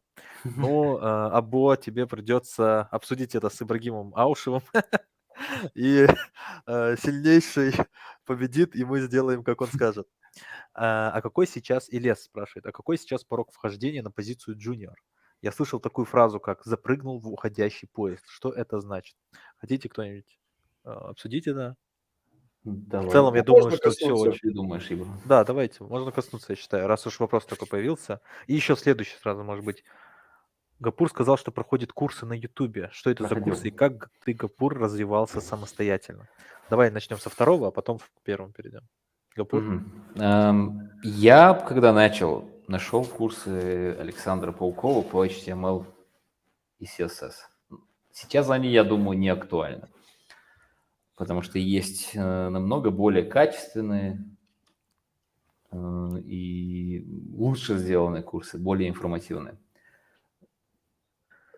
Я сторонник того, что платить за курсы – это неправильно. Ну, не то чтобы неправильно, но и нелепо с моей стороны, потому что открытого материала, в открытом доступе материала так много, главное Ну, это- найти. А если ну, ты это недостаточно замотивирован, чтобы найти бесплатный материал, взять его, там, не знаю, чуть-чуть приложить усилий, чтобы отсортировать его, не знаю, то я не думаю, что у тебя хватит мотивации, чтобы стать программистом. Это прям как по Карлину, да? Если ты достаточно замотивирован пойти и купить в магазине мотивационную книгу, то ты Да, можешь... ты легко уже стать. мотивирован достаточно, да? Хороший это. Касательно вот курсов, ты коснулся, что есть более лучшие какие-то, на твой взгляд. Может быть, ты назовешь какой-то пример, если в голове что-то крутится. Сразу, чтобы... они- Вот насчет JavaScript или React. Вообще, я бы сказал... Вот начну с последнего, что я сам типа изучал, проходил. Это те же курсы Хаважа Арчакова, который с нами сейчас присутствует на батле. У него куча материалов, куча курсов именно на YouTube. Вот, Канал кстати говоря, называется экран Арчаков Блог. Арчакова Хаважа. Да. У него есть проекты как для медлов, так и для джуниоров именно курсы. Именно YouTube плейлисты, там все разбито. Можете для начала заняться этим. Но перед этим уже я дальше в свое прошлое должен заглянуть. Я уже не помню название каналов или название курсов. Сейчас есть небольшая проблема перенасыщенности информационной в этом плане. Но HTML и CSS это не так сложно, и чтобы взять и сказать, что это... вот сейчас я вспомнил. YouTube-блогер, украинский YouTube-блогер, именно занимающийся преподаванием курсов, Александр Лущенко. Можно на его канале посмотреть. Есть еще YouTube-канал FruitCode, тоже его можно посмотреть. Что на этом канале, что на другом канале, чуть-чуть разные подачи, разные стили подачи, но я думаю, каждый для себя что-то найдет. Там можно найти отличные материалы для HTML и CSS. А для JavaScript у Ибрагима, нашего ведущего, тоже есть, хоть и закрытый, но такой несколько цикл стримов по JavaScript. Я думаю, если вы к нему обратитесь, он вам скинет. Да, он, честно говоря, что можно сказать, это то, что на самом деле действительно огромное количество информации есть в открытом доступе, огромное количество прекрасно рассказанной информации. Я никогда не смогу рассказать эту информацию так, как это сделали люди, которые этим занимались профессионально. Я больше вот именно стримы, если вот мои, которые у меня были, то я их делал именно в прямом эфире с людьми, и объяснял здесь и сейчас. Не могу сказать, что они лучше, чем найти какую-то сухую, ну, типа, выжимку, более грамотно поданную. Ну, то есть лучше, по факту говоря, просто загуглив JavaScript курсы или уроки, или roadmap, да, то есть Да. по какому пути идти, по каким шагам, Кстати, да. вы Кстати, да. спокойно найдете всю необходимую вам информацию, вы найдете. Чтобы стать junior-программистом JavaScript, Один момент еще про курсы я бы дополнил, вспомнил просто, пока ты говорил. Есть HTML Academy ресурс. Мгм. Там есть и платные, и бесплатные бесплатный сейчас материалы. очень Для небольшой на самом начинающих деле. отлично подойдет интерактивный курс HTML Academy по HTML и CSS. Также есть сайт Hexlet. Вот на Мгм. этом сайте Hexlet есть куча тоже бесплатных курсов, интерактивных, где есть и текстовый, и видеоматериал, и есть встроенный в сайт интерфейс песочницы для тестирования, для выполнения заданий. Там тоже есть программирование на JavaScript, такой мини-курс. Если начинающий junior-разработчик пройдет вот эти HTML Академию и Hexlet, 2 курса по HTML, CSS и JavaScript, и потом придет там постучиться, и я ему более сложный материал точно дам. В Телеграме можете написать мне в личку по нику Гапур. И нельзя не добавить, что есть специальные промпты для чата GPT, которые позволяют превратить его в наставника, Да. который будет тебе что-то объяснять, давать задачи, а если ты выполняешь эту задачу неправильно, он тебе будет пояснять, где ты ошибся и как ты ошибся. Я постараюсь выложить все эти промпты в нашем чате, в беседке. Вот. Кому-то, если будет интересно, можете попробовать. Да, вот по поводу этого ты очень хорошо заметил. На самом деле я сам с чатом GPT особо не работал, но я видел и статьи и тому подобное. Там просто действительно ты пишешь чату GPT, объясни мне вот это, как работает вот эта вот функция, да, к примеру, или как работает вот этот кусок кода для вот я, к примеру, ничего не понимаю. И он тебе все объясняет пошагово. Потом ты ему можешь написать, я все равно ничего не понял, объясни еще проще. И он постарается тебе еще проще это объяснить. На самом деле, очень крутая вещь. Попробуйте, во всяком случае, будет интересно.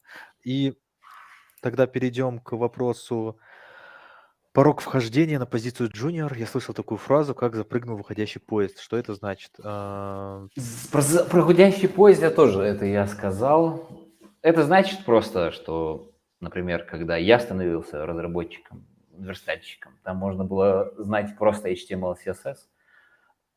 Я вообще даже основу JavaScript не знал и уже устроился на работу верстальщиком. Уходящий поезд – это в том смысле, что с тех пор уже как-то планка повысилась. Я успел просто заскочить в момент в IT, в момент, когда она еще была на низком уровне. На Я каком бы сейчас она уровне, вот Ибрагим может Я бы продолжить. сказал, тут еще есть такой момент, что ходит поверье, что уже поздно идти в IT, потому что искусственный интеллект, он сейчас все заменит и прочее. И когда говорят про уходящий поезд, тут стоит сказать, что разница лишь в оплате труда. То есть вот тот объем знаний, который ты знаешь, допустим, сейчас, и ты получаешь одни деньги. Раньше бы ты получал совершенно другие деньги. И раньше бы тебе платили больше, потому что таких специалистов в общей массе было меньше.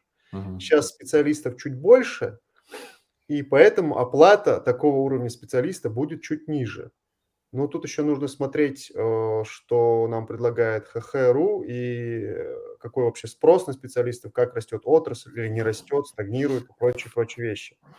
Поэтому что вот эти разговоры, что там все вымрет, не нужны будут никакие специалисты, IT и прочее, что все будет делать искусственный интеллект и суперспециалисты, там, инженеры и прочее, это все не так. Идите, развивайтесь. Просто такой момент, что если 10 лет назад вы за этот объем знаний могли получать одну сумму, то сейчас это будет, ну, там, по курсу, да, там, с учетом инфляции, то сейчас это будет чуть меньше. Да. И еще, если там раньше можно было полгода поучиться и стать джуном, сейчас это не значит, что если я сказал уходящий поезд, это не значит, что нельзя войти уже. Это значит, что срок обучения увеличился. Тебе надо больше знать, чтобы стать джуном. Тебе надо больше времени на это потратить. Сейчас это от года до 2. Тут, короче, еще такая проблема есть, что, во всяком случае, сейчас тоже нельзя забывать, как бы мы ни говорили, что хотим, чтобы все занимались IT и тому подобное, вы должны подходить к этому самоосознанно. Осознанно, да. Слово я что-то не могу выговорить. Ладно, я потом Осознанно. попробую, потренируюсь. А, У Взвешенно. меня дежавю Взвешенно, просто. спасибо. Вы должны подходить к этому взвешенно, да, и самоосознанно. Вот. То есть не нужно думать, что вот там кто-то сказал и так далее. Можно сказать, даже они обещали, да, что из меня что-то выйдет. Это все сейчас очень сложно. Если вы решили, что это то, что вам нужно действительно, вы в этом добьетесь успеха, я не сомневаюсь. Потому Нет, что нет, не говори, что это очень сложно. Нет, это такое, вот давайте скажем, это такое же ремесло. Есть специалисты разного уровня в любом деле. Есть это просто сложно здесь все равно есть сейчас. вот сложность, это не так важно, как то, что близко тебе это ремесло или нет. Подходите к этому как к ремеслу. Если тебе нравится за компьютером читать, смотреть, вот все крутые специалисты, будь то программисты и прочие, они не занимаются своей работой только 8 часов в день. То есть вот 8 часов я программировал, ушел домой и все, больше не читаю паблики, не смотрю новости. Если никто этого не делает, он не развивается. А если тебе это не интересно, тебе тяжело будет этим всем интересоваться и читать. Поэтому определитесь, если у вас внутри огонь горит от этого ремесла, да, вот вам нравится все это дело. Мне нравилось в свое время, да, вот, если вам это нравится, занимайтесь, но надо будет как бы все равно учить, читать, что-то делать, само ничего не придет, как и в любом другом деле. Но если вам это не очень нравится, но вы услышали, что это модно, перспективно, много денег, и я туда пойду, вот, ну, лучше не стоит. Ну, Я Элмар, такой смотри. человек, который Да, услышал, что это модно, там много денег, пришел. Да.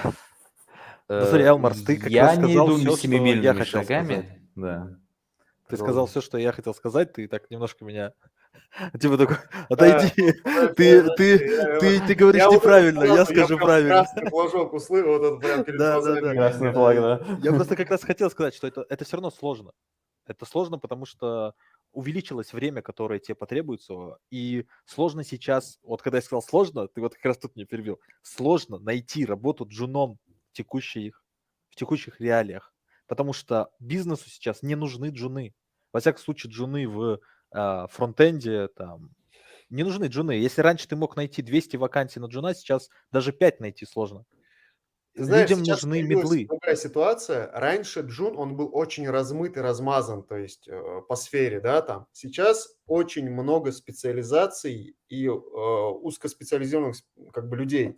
Когда я вижу все вот эти вот вакансии, нам нужен, там, не знаю, супер специалист по Java, потом он C++, потом C#, потом вот это, и вот этот стек весь начинают просто перечислять из разряда, чего бы мне как этому работодателю хотелось, чтобы мой специалист умел делать. Может быть, через 10 лет я захочу сделать свой Яндекс. От этого уже отходит, и вот этот вот подход, он не совсем корректен. Если ты знаешь, что эта компания занимается чем-то конкретным, и у тебя есть... Ты не очень сильный специалист во всем, но ты очень хорошо разбираешься в одной небольшой части, ты выбрал прям супер узкую, да, и ты можешь в ней что-то сделать, ну, мне кажется, можно пройти. Безусловно, можно. Но, как я уже сказал, это уже не так легко, как было когда-то. Опять же, это не призыв опускать руки. Я просто говорю, что стало сложнее, это безусловно. Именно поэтому вы должны еще более осознанно к этому подходить. Вы должны действительно понять, вам это нравится. Вам нравится вот 8 часов в день учить программирование. Вы вернулись в школу, считайте. То есть сколько бы вам сейчас не было лет, вы вернулись обратно в школу. Только если в школе вы учили там математику, русский, ходили на физру, то сейчас вы учите программирование, еще раз программирование. И так будет проходить, ну, от 6, ну, где-то в среднем 6 часов в день на протяжении, ну, от полугода до года. То есть вам придется вот это вот время уделить только самообучению. Ну, и либо, И если этот у вас процесс не менторы, будет останавливаться никогда. этот процесс никогда не остановится. Но в будущем вам будут платить за этот процесс, а сейчас вам нужно за этот процесс как бы подойти осознанно, как я уже и говорил. То есть понимать, что вы вот то время, которое вы сейчас затрачиваете, интересно вам этим заниматься? Если интересно, поздравляю, вы станете программистом. Это просто дело времени. Да Ну я бы и, даже сказал, что разумеется, на самом деле, если идти джуном, можно даже пройти и сказать: "Дайте я хотя бы бесплатно у вас поработаю". вот я, кстати говоря, ни разу не слышал про успешный вариант, когда человек говорил, давайте я поработаю у вас бесплатно. Сколько Ну бы я не да. видел таких этих, ни разу я не увидел, чтобы человеку сказали, ну, давай. Нет, я имею в Э, виду, если нет, я не в том плане, что это из серии, когда ты меняешь работу, ты себе увеличиваешь зарплату. Просто если ты, пойдешь потом в другое место и все портфолио положишь, перечислишь, и у тебя действительно практический опыт будет в команде с каким-то продуктом, ты уже сможешь куда-то использовать. А если ты просто голый джун, и я там что-то себе в портфолио сделал, ну, тоже такое. Когда ты в своем резюме уже имеешь какое-то место работы, тебе гораздо проще устроиться. Вот Безусловно, это это совершенно 100% точно я так. могу сказать. И по своему опыту я могу сказать, что меняя работу даже в России, ты можешь совершенно, ну как, не совершенно легко, но это далеко не редкая ситуация, когда ты можешь 2 раза увеличить свою заработную плату от смены места работы. И это не стоит забывать. Мгм. Если вы пытаетесь найти, не можете ничего найти, ну попробуйте хотя бы так.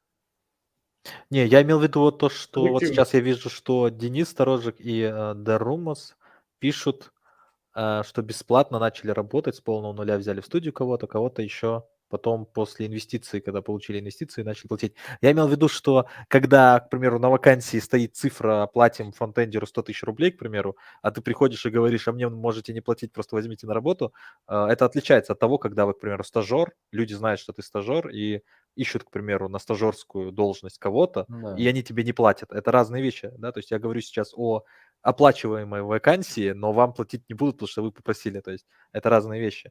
Если вы Не-не-не, найдете тут вакансию история, стажера, Если они ищут фронта история, на если тебя 100 не 000, берут. они тебя не возьмут стажером бесплатно. да, то есть если они ищут стажера, и вы смогли, А если вы если ищут увидели такую стажера, то вакансию, да, попробуйте, потому можно что пробовать. это, может быть, именно вас и возьмут. Просто я вижу вакансии стажеров и джунов в последнее время очень редко. И еще о чем я хотел сказать, это то, что и у меня есть среди знакомых такие ну не ситуации, как бы сказать, случаи, где человек, не имея никакого опыта работы, сказал, что он middle, очень хорошо подготовился к собеседованию, очень хорошо прокачал свой, как это сказать, свое Навык резюме, прохождения да, свое собеседования. резюме, да, GitHub и так далее, и его Ну, приняли на работу мидлом. ну, потом И он уволили. работал там мидлом. То есть это примерно именно то, что, скорее всего, всем и придется сейчас в большинстве своем делать. То есть мне кажется, что гораздо больше людей будут приняты на работу тех, кто не имеет опыта работы, но он сказал, что имеет, чем тех, кто не имеет опыта работы, и он идет на джуниорскую позицию. Так. На Западе стоит сказать, что это распространенная история, когда все говорят, что мы все умеем. Это очень частая история. Потому что если ты скажешь, что ты не умеешь чего-то, то ты на уровне стопки резюме уже будешь отфильтрован. Да, да, есть Это такое. из истории, когда все говорят, что могут все, а ты говоришь, я этого не могу, я один честный в доспехах такой, в белом костюме, ну ты просто не пройдешь. Поэтому тут такое. Ну, а потом уже, да, когда дело доходит до тестирования, до более серьезных разговоров, там уже видно, кто о чем. Я просто сам собеседовал, и я видел эти резюме, где человек приходит, говорит, я все умею, ты начинаешь вопросы задавать, хотя я не специалист в этой области, а он, ну, не в зуб ногой, ну, это видно бывает. Но если бы как бы человек это не указал, я бы его не позвал. Такой момент тоже есть. Согласен. Так, у нас еще два комментария. Вообще у нас был тут комментарий, Гапуру вопрос. Гапур, было бы интересно послушать твой опыт в изучении английского языка. Если можно, вкратце, потому что на самом Да, деле у нас постараюсь. уже Ничего 9 на месяцев. самом деле особенного. Все эти уже избитые советы, просто придерживаешься их максимально. И Ну, не во-первых, боишься, да, самое главное? последний год я понял, что в первую очередь, как и в программировании, в языке нужна практика. Поэтому Мне сложно, например, заходить в какие-то бесплатные чаты и учить. Например, есть куча бесплатных Discord-серверов, где ты можешь зайти и поговорить с носителями. Я туда заходил несколько раз, но там есть проблема, что люди разных уровней, и не всегда ты получаешь то, что ожидаешь, не всегда они приветливы. Мне это не нравится. Я нашел себе репетитора, с которой я просто каждый день по 1 часу разговариваю. И это на самом деле очень сильно бустит. А остальные это банально избитые советы. Переключить свой телефон, свои гаджеты на английский язык, максимально привнести этот английский язык в свою жизнь. Если там смотришь YouTube. Я еще завел отдельный канал себе YouTube, где у меня только англоязычные подписки, потому что я когда вижу русский язык, мне подсознательно проще, мой мозг требует обычного легкодоступного дофамина, и я смотрю русский контент. Но если у меня в ленте вообще нету ничего на русском, приходится смотреть что-то на английском, слушать на английском. Надо развивать навык, в первую очередь, разговорный и слушание. А там чтение, написание, оно у нас и так поскольку есть. А вот у меня еще мысль такая появилась касательно запрыгнуть в поезд. Есть ли сейчас, ну, не сейчас, будет ли в ближайшее время такая острая необходимость в знании английского языка, какая она была сейчас или лет 5 назад? Потому что с развитием с развитием технологий синхронного перевода и прочего, сейчас, допустим, можно сидеть и в том же там, Zoom, да, и других конференциях, там, фон себе блюрить или менять. Точно так же и на лету есть переводчики, которые Да, переводят. есть. Переводчик не знаю, Будет субтитры такой точно. барьер между специалистами, и нужно ли будет так знать английский язык, тратить столько времени на его изучение? Может быть, лучше поучить тогда что-то в программировании? Или все-таки это очень неблизкое время? Лично мой опыт говорит, что намного проще мне стало. Элементарно, когда в Гугле появился встроенный переводчик, я смог перевести всю страницу и читать документацию на русском. Намного проще стало, но это затормозило мой английский. Там есть разные стороны одной и той же монеты. Плюс Яндекс.Браузер, который переводит видеозаписи английского языка на русский. Да, ну Яндексом я Везде принципиально хорошо не это делает. пользуюсь. Да, но тем не менее. Но это мои личные такие. А так, в любом случае, кто-то, кто знает английский язык, у него будет преимущество. Так что в первую очередь, если вам нужно зарабатывать на жизнь, программируйте, не отвлекайтесь на там, английский и тому подобное. Это зависит от приоритетов каждого человека. А потом уже, когда ты там, не знаю, на какой-то уровень минимального дохода вышел, обязательно надо начать учить язык, потому что это дело не 1 года даже, язык. Чтобы с уровня А1 на Б2, там, на Б1 даже выйти, я полагаю, что год нужен. Зависит от интенсивности, конечно же. Но продолжая учить программирование, продолжая работать как программист, и еще если там по часу в день заниматься, год тебе нужен на английском. Гапур, у меня есть идея, как тебе прокачаться гораздо быстрее. Так. Так, ты выбрасываешь свой паспорт, идешь в безлюдное место, точнее, в людное место, но где-нибудь далеко от дома, садишься вот просто на автобус или поезд, едешь, и где-нибудь по пути еще и бумажник тоже выбрасываешь. Желательно еще и не заплатить за проезд. То есть вообще прочувствовать, понял? Еще и... Сесть в тюрьму и научиться. Сесть в Я тюрьму, ожидал вот возможно. это, да, тебя посадят, и ты в закрытом помещении 24/7 будешь с Да, носителями. с носителями языка, Ну, или да. не с носителями, а с носителями, знаешь, вот такие вот с акцентами всякими разными. Возможно.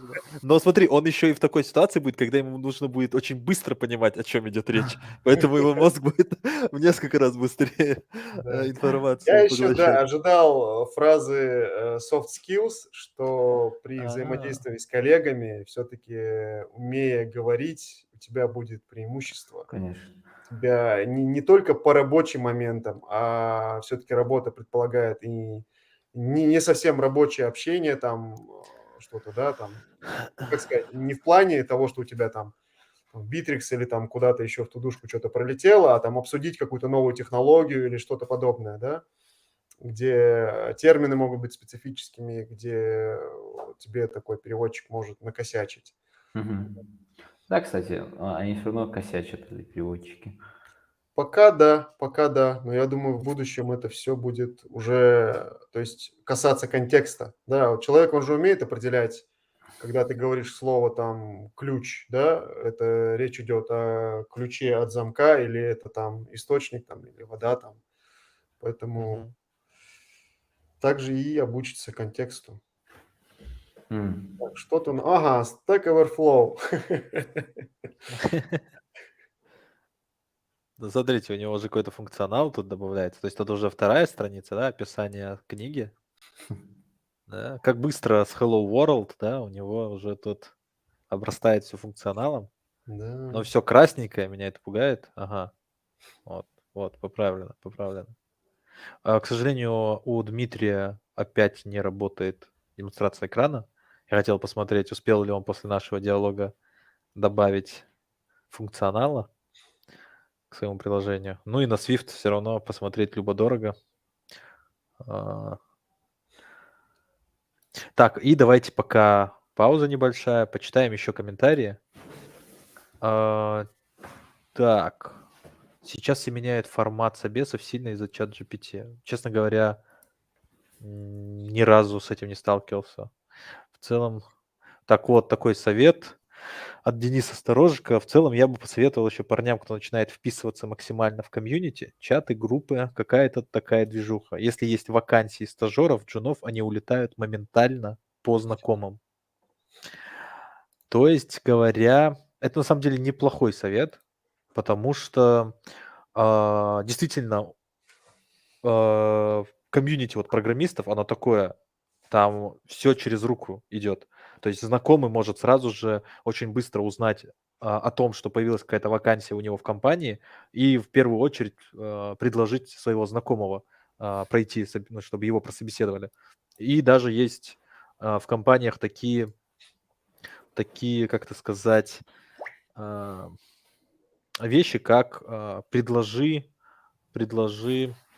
сотрудника, да, то есть тебе еще и платят за то, что Получит ты, бонус, да. да, Ну то да, есть тебе еще и реферальная платят программа. какую-то часть от зарплаты, которую будет получать этот сотрудник, тебе заплатит.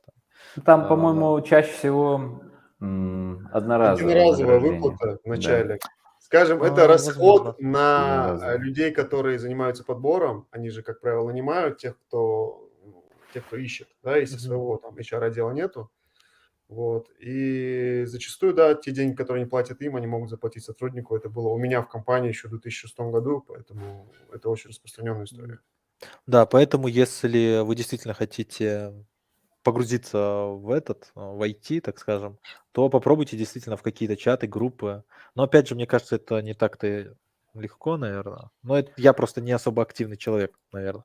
Вот Денис, я думаю, он как раз-таки, это мой знакомый разработчик как раз-таки на Свифте.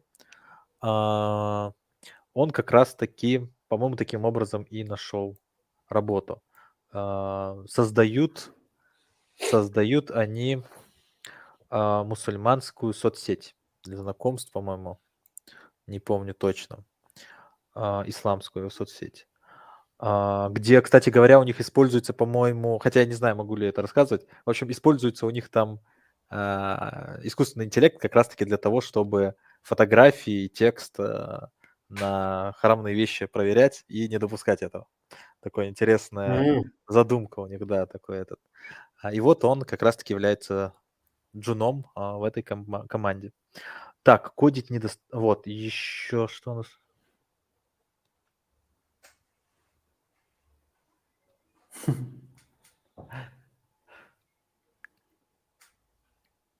Так.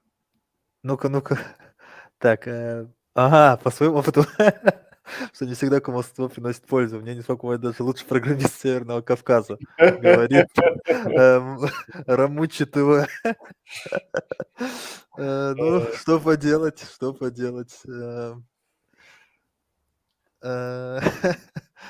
It depends. Нужно обращаться к тому самому индусу. Да, пора к индусам обращаться, они смогут пройти за тебя собеседование. Вот так вот. Так, предложите меня, я вам первый... вот это вот предложение, это... Напиши мне, да? Позвони. Разберемся, в общем. Так, вот, в более-менее крупных компаниях без софт-скиллов будет тяжело. Это правда? Да, софт-скиллы вообще отдельная тема даже, потому что Это и правда. большая тема, На самом необходима. деле есть такая тема, что тебя могут забраковать на... В общем, я относительно недавно перешел в новую компанию, в новую команду работать. И я спрашивал, и там было несколько вопросов, на которые я не смог ответить на самом-то деле. Хотя там были еще и некоторые вопросы, на которые я правильно ответил, а мне сказали, что я ответил неправильно. Я еще такой, типа, думаю, что?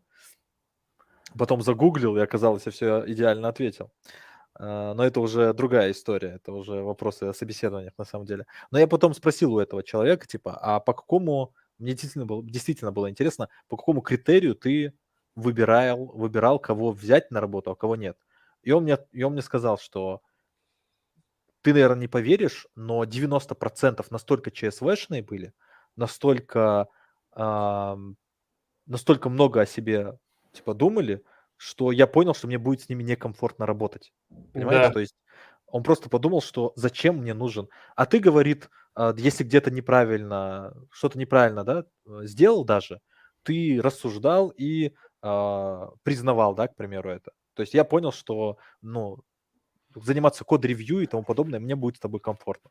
Да, ну, Хотя грубо на говоря, он сказал, знаешь что, иными словами? Что Да, ты ты тот удобный самый, человек. который не будешь оспаривать мой авторитет. На самом деле, так бы могло бы показаться, но на самом деле, это, наверное, ты более в шутку, да? Ну, конечно. Ну да, Не, потому на что на самом самом деле я тоже деле, забраковал одного человека, он был с большим опытом, забраковал его, знаешь почему? Именно потому, что он как бы не со мной должен был работать, он должен был работать с одной девушкой-менеджером, которая не очень разбирается, и я прям чувствовал его токсичные ответы на мои вопросы во время собеседования, ты понимаешь? Я ему что-то спрашиваю, это же естественно, это собеседование. Он отвечает, меж строк читалось, что вы за глупые вопросы мне задаете? У меня за спиной такой... Поэтому вот так вот отвечать не стоит. Да, и если у тебя нет софт-скиллов, и такой момент, чем больше компания, тем важнее ваши софт-скиллы.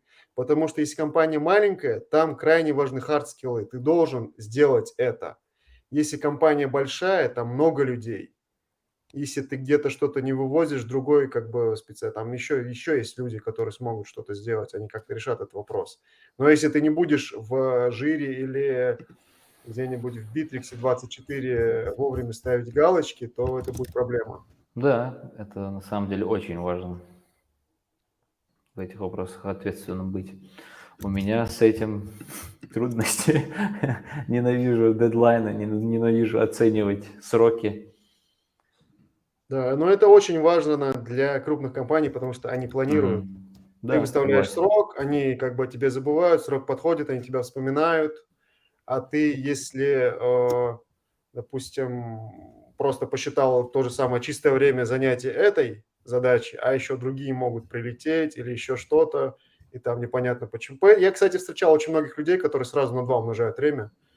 Им пишут, да как в смысле на 2, как бы столько времени, хорошо, они на 25% еще чуть-чуть снижают, и Я получается так всего на умножаю на 2 время вот, всегда. кстати говоря, вот это вот Да. хорошая тема, потому что это вопрос как раз-таки того, какие подходы в вашей компании используются, да? То есть я тоже был в компании, где ты сам должен был говорить, сколько времени ты будешь делать ту или иную задачу. А вот сейчас работаю, где мы всей командой решаем, сколько времени потребует та или иная задача. Даже если это задача фронтовая, а твой ну, сокомандник, бэкэндер, либо тестировщик, либо дизайнеров у нас там не было, ну, неважно кто, они тоже участвуют в этом вопросе, они делают свое, так скажем, суждение, да, предположительное. И ты как бы не можешь здесь умножить на 2, потому что они такие скажут, ну, мне кажется, это Слушайте, ну легко, значит, на надо четверочку. А ты договориться такой, между собой, 25. да, что вы все дружно умножаете на 2. Ну, это да, вот, как и скинул здесь у нас А. Дэри Мосс, это у нас, да, подход Ну, это мы шутим. с использованием вот этих вот, как он там называется? Оценка, ранжирование. Ну, как-то Я 1, 3, 5, 8, 13, я забыл как-то. Да, Тоже я тут вокруг. понимаю, о чем ты, но тоже. Ну да, story-поинты, да, и как-то вот, я просто имеется в виду, это же математический этот, я забыл просто числа ты имя имеешь в человека. виду? Да, Фибоначчи, что ли? Да, Фибоначчи, да. Да, это story-поинты, и вот так вот мы, да, и работали. И на самом деле прикольно то, что ты именно с командой все это делаешь. Мне понравилось. Да, ряд Фибоначчи, все верно. Так, кто-то еще хочет что-то сказать или еще почитаем комментарии? Один момент. Я просто напомню, что мы уже овертайминге 20 минут от запланированного. честно И говоря- еще мы решили, что где-то через 10 минут начнем подводить итоги. Это для зрителей информация, которые, если устали. Да, но на самом деле мы от 1,5 часа до 2 часов обсуждали, как-то я Мгм. помню это. Но идеал был 1,5 часа, ребят. Да. Но, как вы видите, Задача это будет хорошим нам нетривиальная. уроком. Да, это будет. А сколько людей нас сейчас смотрит?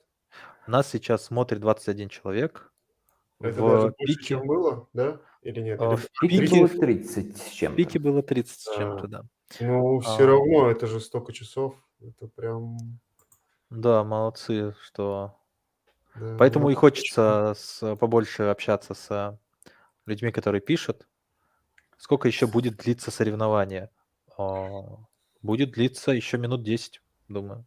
И потом надо будет уже смотреть на то, что они успели сделать. Да. Нужно будет ваша оценка, кстати. Да, ваша оценка. Потом, если что, перейдете в интернет и оцените. Честно говоря, был очень занимательный стрим. Мне как ведущему понравилось. Просто даже очень интересные были разговоры. Надо будет запускать почаще. Просто поболтать без Да. зрителей. Нет, со Покритикуй зрителями нас, тоже. мы разленились, и давно что-то не было стримов. И не обязательно даже делать какие-то вот такие, наверное... Может, напишите, я не знаю, напишите, какие темы вам были бы интересны для обсуждения. Может быть, разговоры, может быть, какие-то тоже батлы, может быть, что-то еще. Ну да, может, какие-нибудь другие форматы.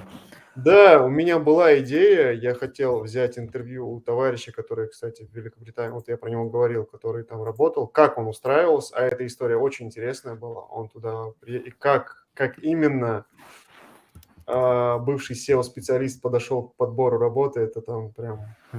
Знаете, что мне кажется?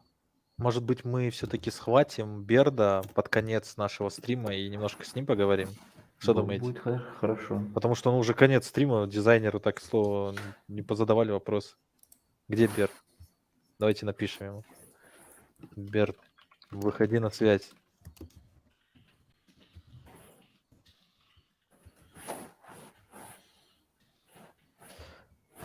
Он нас замутил, как я уже говорил, потому что ему мешал звук стрима обсуждать и дизайнить. Может его схватить. Послушать Моусера, говорит Ильяс. Послушать Моусера. Можем и Моусера. Не, ну, мы уже 2 разработчиков, по-моему, позвали. Ну, можем и Моусера, и Берда. Можем вообще всех Да, желающих можем. сразу. И еще мне интересно было бы запустить Дмитрия. Так, я на связи. О, Берд. Так, мы следили за вами. Не всегда, но периодически.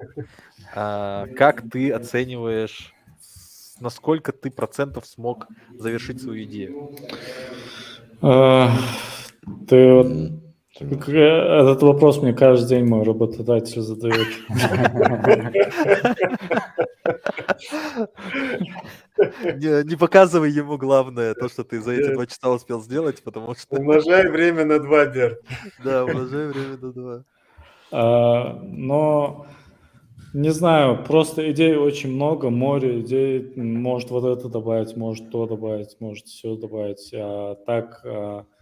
Мы старались сделать прям по минимуму из того, что возможно. И с дизайном, наверное, процентов на 80 завершено. Не знаю, как у Моусера, кажется, он успел сделать список. Мы сделали ленту, как в соцсетях, чтобы когда ты открываешь первый экран, ты мог видеть книги, которые добавляют твои друзья. А потом каталог, куда ты заходишь и можешь выбрать категорию, уже внутри категории смотреть книги от твоих друзей. Ну и раздел «Мои книги», то есть те книги, которые я добавил в базу. И можно добавить свою книгу. Здесь форма добавления книги. Я вообще думал, что было бы правильно сделать, чтобы уже заранее в базе хранились все книги, авторы, года описания и так далее. Но у нас технически это было сложно за наш час реализовать, поэтому мы сделали инпуты, куда каждый кастомно вводит название книги, выбирает категорию и вводит какой-то свой комментарий, так как эту книгу он выкладывает для того, чтобы кто-то мог у него ее взять, поэтому он может какие-то дополнительные инструкции или что-то такое написать.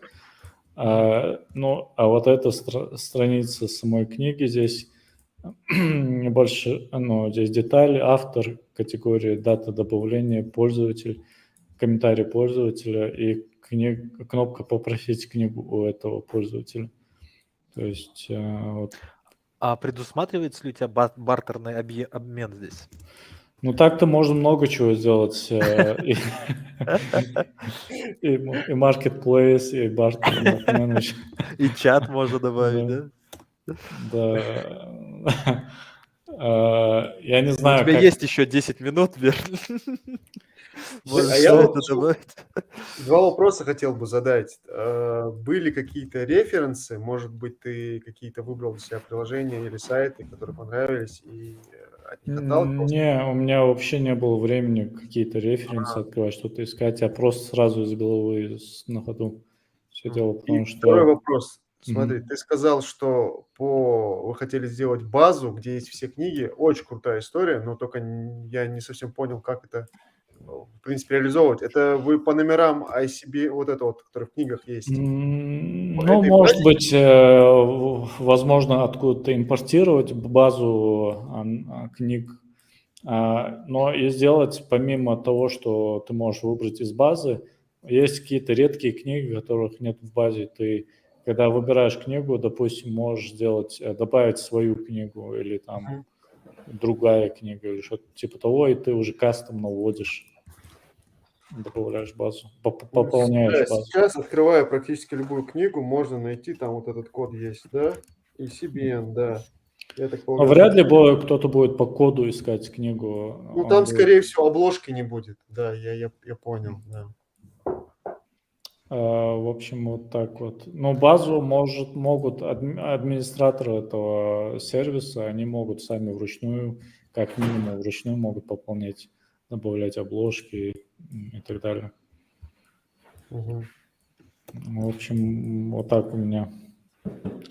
А что, мы уже закончили, да? Время закончилось? Думаю, что да. Мы будем сейчас, наверное, опрашивать дизайнеров, чтобы они познакомили нас с дизайном.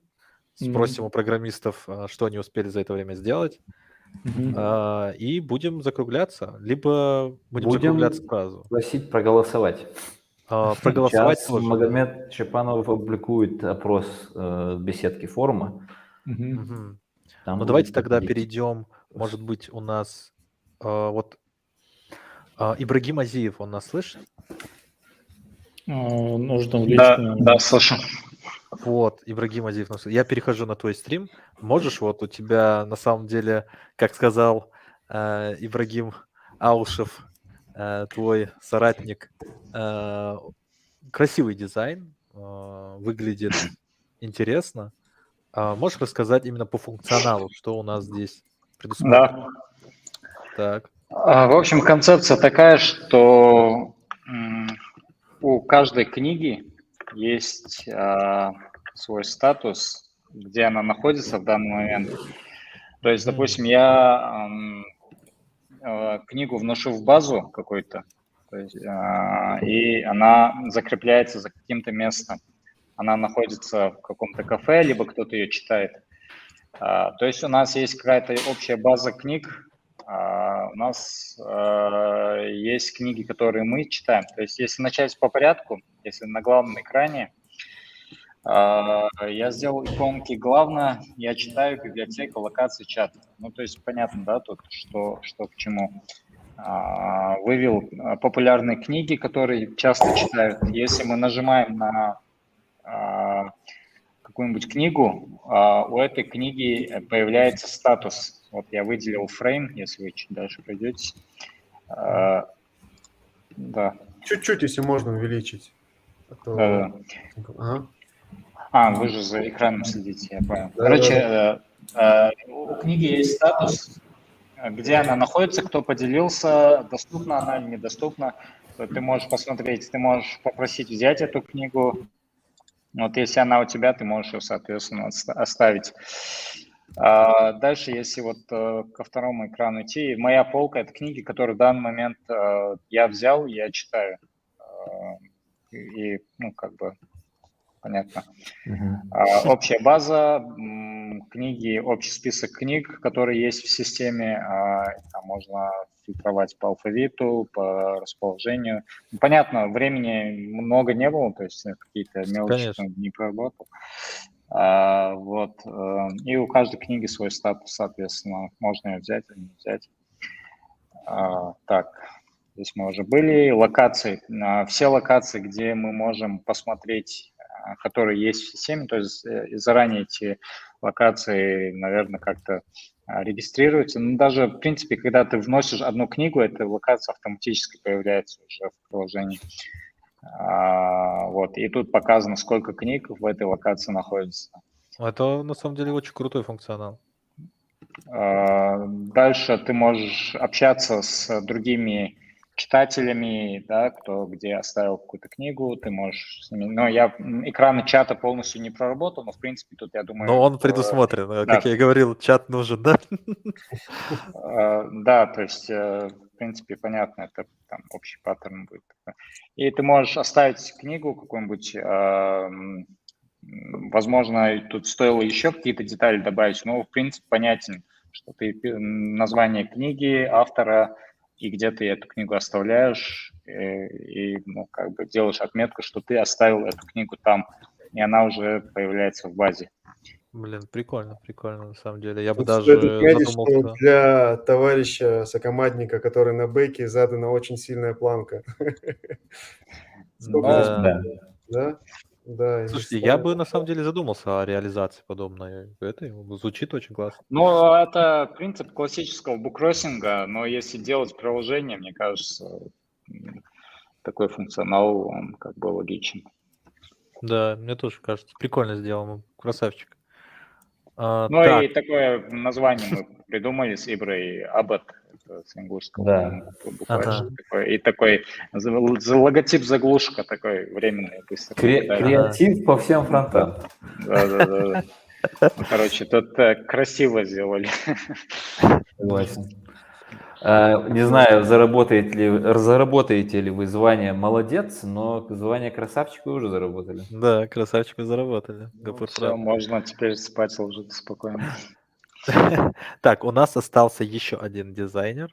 Да, один или два? Один, потому что это важно. Может, функционал или ты хочешь сначала всех Почему дизайнеров? я хочу в начале дизайнеров? Потому что я уверен, что разработчики еще разрабатывают. Окей, да. Так, в таком случае, Мухаммад, ты здесь, слышишь нас?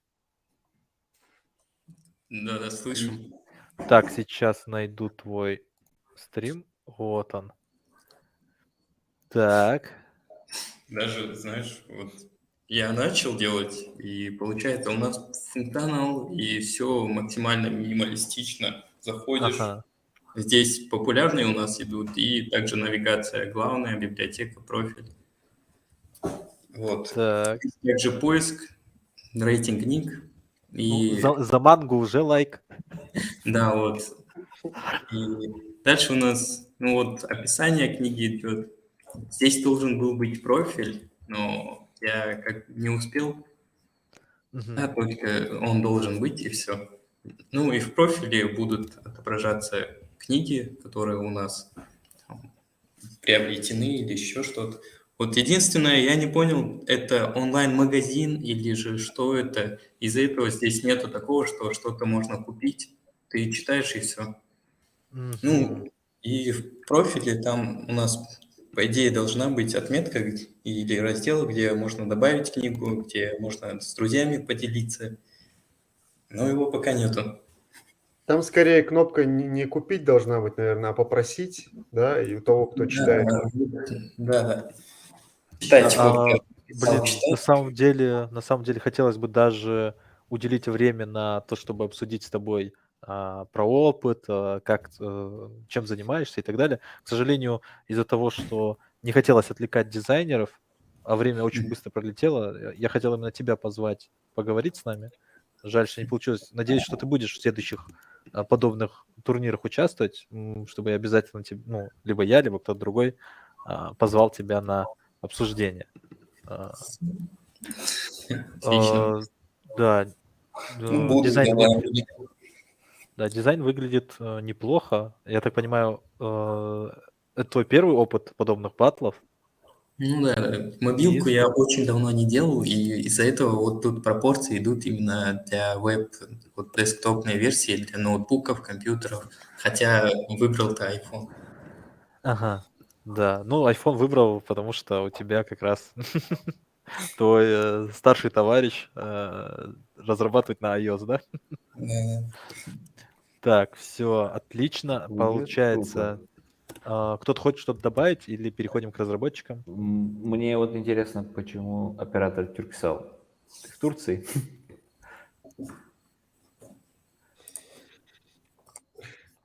Так, не услышал я ответ на свой вопрос, ну ладно, пошел, погнали дальше. Так, это у меня вопрос был? Да, у тебя там просто в на дизайне айфоне наверху, где связь, написано Тюрк. Turkcell, Да. Ну, это скинули так. да. Ну, Окей. раньше делал приложение, там, турецкие сети. Просто ностальгия в глаз попала. Старых референсов взял. Да. Так, Солярис любимая книга, спрашивает. Это спрашивают. Наверное, у нас спрашивают. Да, наверное, спрашивают. да. Солярис, мы просто обсуждали с Иброй, какие книги первые в голову пришли, и ему, и мне пришла Солярис книга. Да, классная книга, всем советую. Вот. Надо Так. будет ввести отдельный пункт, это литературные предпочтения, и Да, проголосовать. рекомендации. Согласен. Другие Так. там закончили? Да, мы там закончили. Ты хочешь, чтобы мы к тебе перешли? Или это он с тобой? Жаждет. Я не понял. Так, я просто хотел к Хважу перейти. Он последний дизайнер и по совместителю разработчик. И получается, что мы очень гармонично перейдем к разработчикам. Давайте, если Хаваш... Хотя, может быть, дадим Окей. время Хаважу еще немного поразрабатывать. Что думаешь, Хаваш? Или он нас опять не слышит? Хаваш вовсю работает. Давайте пока что перейдем к... Так, Дмитрия мы тоже отвлекали. Хотели очень сильно послушать Моусера, поэтому мы переходим на стрим Моусера. Так, И прости нас, брат, если мы помешали тебе в разгар, придется тебе... Да нет, полтора экрана. Так, мне что нужно? Мне нужно показать, что я сделал? Мы уже смотрим твой стрим. Расскажи, какое количество функционала ты успел сделать. Но, я так понимаю, времени вообще ни на что не хватило, скорее всего, да? Ну да, как-то... Расскажи про архитектуру, расскажи. Он в Да, какой Габор. команде, пускай сначала? Он в команде с Бердом. С Бердом. Да. Окей. Собственно, я пытался тут сильно отличаться от того, что делал Берт, потому что у меня особо там вымерять стили, какие-то отступы Вот. Ну, я делал в основном какие-то список вот, книг, да, у нас книги — это основная сущность. Ну вот, как бы, типа ленту, да, ленту. Я буду вот так экран скроллить, я надеюсь, это приемлемо, да? Да, конечно, Да. можешь не переживать, да. Вот, Даже ну, интереснее, то, что с дизайном сверяешь. Ага, как бы здесь это все красиво выглядит, но здесь не очень. Не, по-моему, брат, я бы даже сказал, что ты стиля добавил. Да? Ну, такого Минимализма, да. Вот, ну, как бы, из типа сервера это все загружается, да, вот, и здесь как бы список книг, лента, вот. Дальше каталог, да. Вот, и это уже проделал. Мне просто очень смешно, на самом деле. Здесь вот Нет. каталог. Так. Чувствую себя как перед этим, перед инвестором, когда кое-как. Я чувствую, у Берда сейчас сердце болит за то, что у тебя переносы одной буквы, вот прям приключения, одна буква. Да, Не, наоборот, я удивляюсь, насколько он быстро успел что-то похожее на дизайн сделать. Да, красавчик, на самом деле. что-то похоже, если так прищурить глаза, то в целом можно. На самом деле это даже круто, потому что хотя бы я не выходит за пределы за да. пределы карточки. Ну, это так само, короче. Так, ну вот здесь вот я типа могу переходить, здесь ровно. Ну да, но мы поняли идею, да, задумку поняли. Вот здесь как бы можно обратить внимание, что здесь меняется, да, это больше всего мне здесь понравилось. Ну, типа, Да, заголовок. да. Мгм. Ну, Да, мы уже оценили, что вы очень большие любители «Три мушкетера» книги. Мы это обсуждали на стриме. Больше трех мушкетеров. Много томов. вот, Грабили где-то этот вагон, да, да. с книгами Дима. Вот, и, собственно, тоже я вот много «Три мушкетера». У тебя очень заразительный смех. Собственно, вот и все, что я сделал. Я надеюсь, все остальные сейчас не работают еще, не продолжают Они все работают, но мы добавим баллы, я думаю. Я думаю, все, кто сейчас смотрит, добавят баллы за то, что вы выступили первыми. Вот. Это... Ну, давай тогда Смелый попросим поступок. остановиться всех, я думаю. Ну, Нет? ну, можно. Так, мы сейчас переходим, получается, к Ибрагиму Аушеву. Хватит это терпеть. Так, где он у нас? Это стрим. Вовсю идет работа кропотливая. Это же его стрим? Что-то не вижу. Да, это точно его. Я вижу тут СВГ. О, ничего себе. Читайтесь и делитесь любимыми книгами. Ибрагим? Ибрагим, хватит, отпусти это. Ибрагим. Так, наверное, нужно написать ему. Мне Я ему кажется, пишу. он нас... Не слышал. А что они говорят? Он через кого-то, через... Он сейчас придет, секунду. Да. Сейчас функционал доделаем, да, такой? Так, все тут. Так, Ибрагим, Сидят? мы уже, да, почти со всеми закончили, решили перейти к тебе. К сладкому, так сказать. Если Хаваш тоже закончил, да? Нет еще. Ваш тоже закончил. Ну, Ну, я ему, по крайней Сейчас. мере, написал, чтобы закончить. Сейчас я книжки хотя бы обновлю сейчас, чтобы красивые книги были у меня. Раз. Дальше 1984. Так, кто уже защитился? защитились, Берд получается. защитился. Витлкод 06 защитились.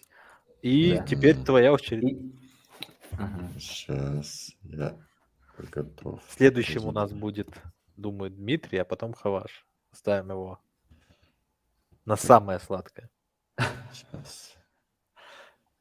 И в итоге Бросай клавиатуру, Ибра, бросай. Все, хватит. Это Хаваш уже читерство. для старта. Ибрагим, еще можешь функционал какой-нибудь добавить. Мы никуда не Все, торопимся. я готов. Я Так, готов ну-ка, защититься. покажи. Мы В видели общем. дизайн. Дизайн нам понравился. Первое, Так. проблема, с которой я столкнулся, Это это... с СВГшкой, мы помним. Нет, это даже до СВГшки, это вот этот фон. Видели его фон? Ага. Сейчас, подождите. Он такой, Так, типа, не... Фиолетовый. Ну нет, Богатый. имеется в виду, он Темный с нижний, градиентом. с градиентом, да, вот. Он, типа, не Да, везде однотонный, да? я не понял, как его добавить. То есть я приближенный какой-то сделал. Но видишь, что два цвета объединял. Он мне здесь дал. Я так и Ага. не смог добавить. Когда не понимаешь, Егор, просто А, да, берешь без смысла, да. JPEG-картинку и ставишь на фон. Это, кстати, говорите, Я- лайфхак от Нет, человека, тут, который знает. Мне Вот, кажется, кстати говоря, я хотел бы еще добавить то, что Берт не стал добавлять всех этих градиентов, и это Мгм. плюс на самом деле для такого времени. Он знал, что не нужно этим парить мозг своему разработчику. В Да, общем, я задачу, конечно, задал. Да не, на самом деле я думал, это изи будет, но оказывается не так. Или я просто не понял, I как это had сделать. Тут моя... it, Не, вот же, в целом же вот фон я Да, поставил да. такой. Я перешел Да. дальше. Дальше у меня Да, вот с ты этими... даже лучше сделал, на самом деле, чем на Да не, макете. я хозяйку там же на Мы макете. можем Вот- оставить вас вот бы- наедине, парни, если... Вот бы на продакшене тоже можно было сделать. Да-да-да, Просто типа, говоришь дизайнеру, у меня так получается, переделай дизайн. Да-да-да. пока разговариваем, Следующий. сделай принтскрин, вырежи и вставь. Короче, следующая проблема это вот эти иконки SVG-шные. Реально, я не понял, как их на Flutter нормально вставить. То есть он мне ошибки выдавал, я что сделал? Я просто взял, объединил вот эти, ну, видите, тут это отдельные слои, просто сделал это одним слоем, сделал из этого изображения PNG, загрузил на хостинг наш и просто как картинка ее подгрузил. С этим то же самое, вот с этой иконкой. То же самое получилось. Ну, и дальше по накатанной, дальше я уже не успел ничего сделать, потому что на это ушло много времени. Но вот с этими, конечно же, проблем не было. По накатанной ничего не успел сделать. Не, я имею в виду, когда я дошел уже до этого, у меня, я посмотрел, уже час прошел. Помните, когда мы созвонились? Да. Это я сейчас с иконками боролся. А дальше, ну и последняя проблема, с которой я столкнулся, это вот этот navigation bar. Я не смог ему задать вот этот цвет. Короче, он просто мне белый выдавал, я подумал уже все. Короче, я слишком много всяких этих добавил эффектов. которые- Не-не-не, тут ты знаешь, в чем Надо проблема? В том, что я не так хорошо, оказывается, знаю Flutter. Ну, а нельзя просто еще одну следующую серию сделать, как мы доделываем приложение? Конечно. У нас Через этот год до выпуск- Лендери, да, сделать вторую часть. у нас этот выпуск будет заканчиваться, будет few moment later, и потом полностью рабочее приложение, и все баллы тебе отдадим, брат. Не, все баллы сейчас нужно отдать. Да? Мне. Я их заслужил. Хорошо, давай тогда посмотрим. Это весь функционал, я правильно понимаю? Да, это то, что я успел сделать. Это все. К Красиво, сожалению. брат, красиво. Давай тогда дружно перейдем смотреть, и ты посмотришь на своих соперников. Ты уже пропустил, что успел сделать Моусер, но мы успеем посмотреть, что... Но успел посмотреть, что сделает Дмитрий. Дмитрий, мы переходим к Давайте. тебе. Если можешь, включи микрофон и поделись с нами, какое количество функционала ты успел сделать. Так, к сожалению, я не смогу продемонстрировать дизайн, хотя дизайн уже, наверное, все видели. Да-да. Так, из того, что я успел сделать, к сожалению, я успел сделать только лишь частично главный экран. Сейчас я тут попытаюсь продемонстрировать какую-нибудь интерактивность. То есть прокрутка вверх-вниз, прокрутка списка книг влево-вправо. Ну, собственно, и все отображение какой-то базовой информации. То есть в виде обложки, название книги, автор и оценка. Вот. Пытался еще прикрутить, чтобы были интерактивные переключения данных вкладок, но, к сожалению, не успел. Вот. Какие были сложности? Сложность, к сожалению, самое первое было то, что дизайн разрабатывался в реальном времени, поэтому вносились какие-то изменения в код, который уже успел написать, его приходилось переписывать.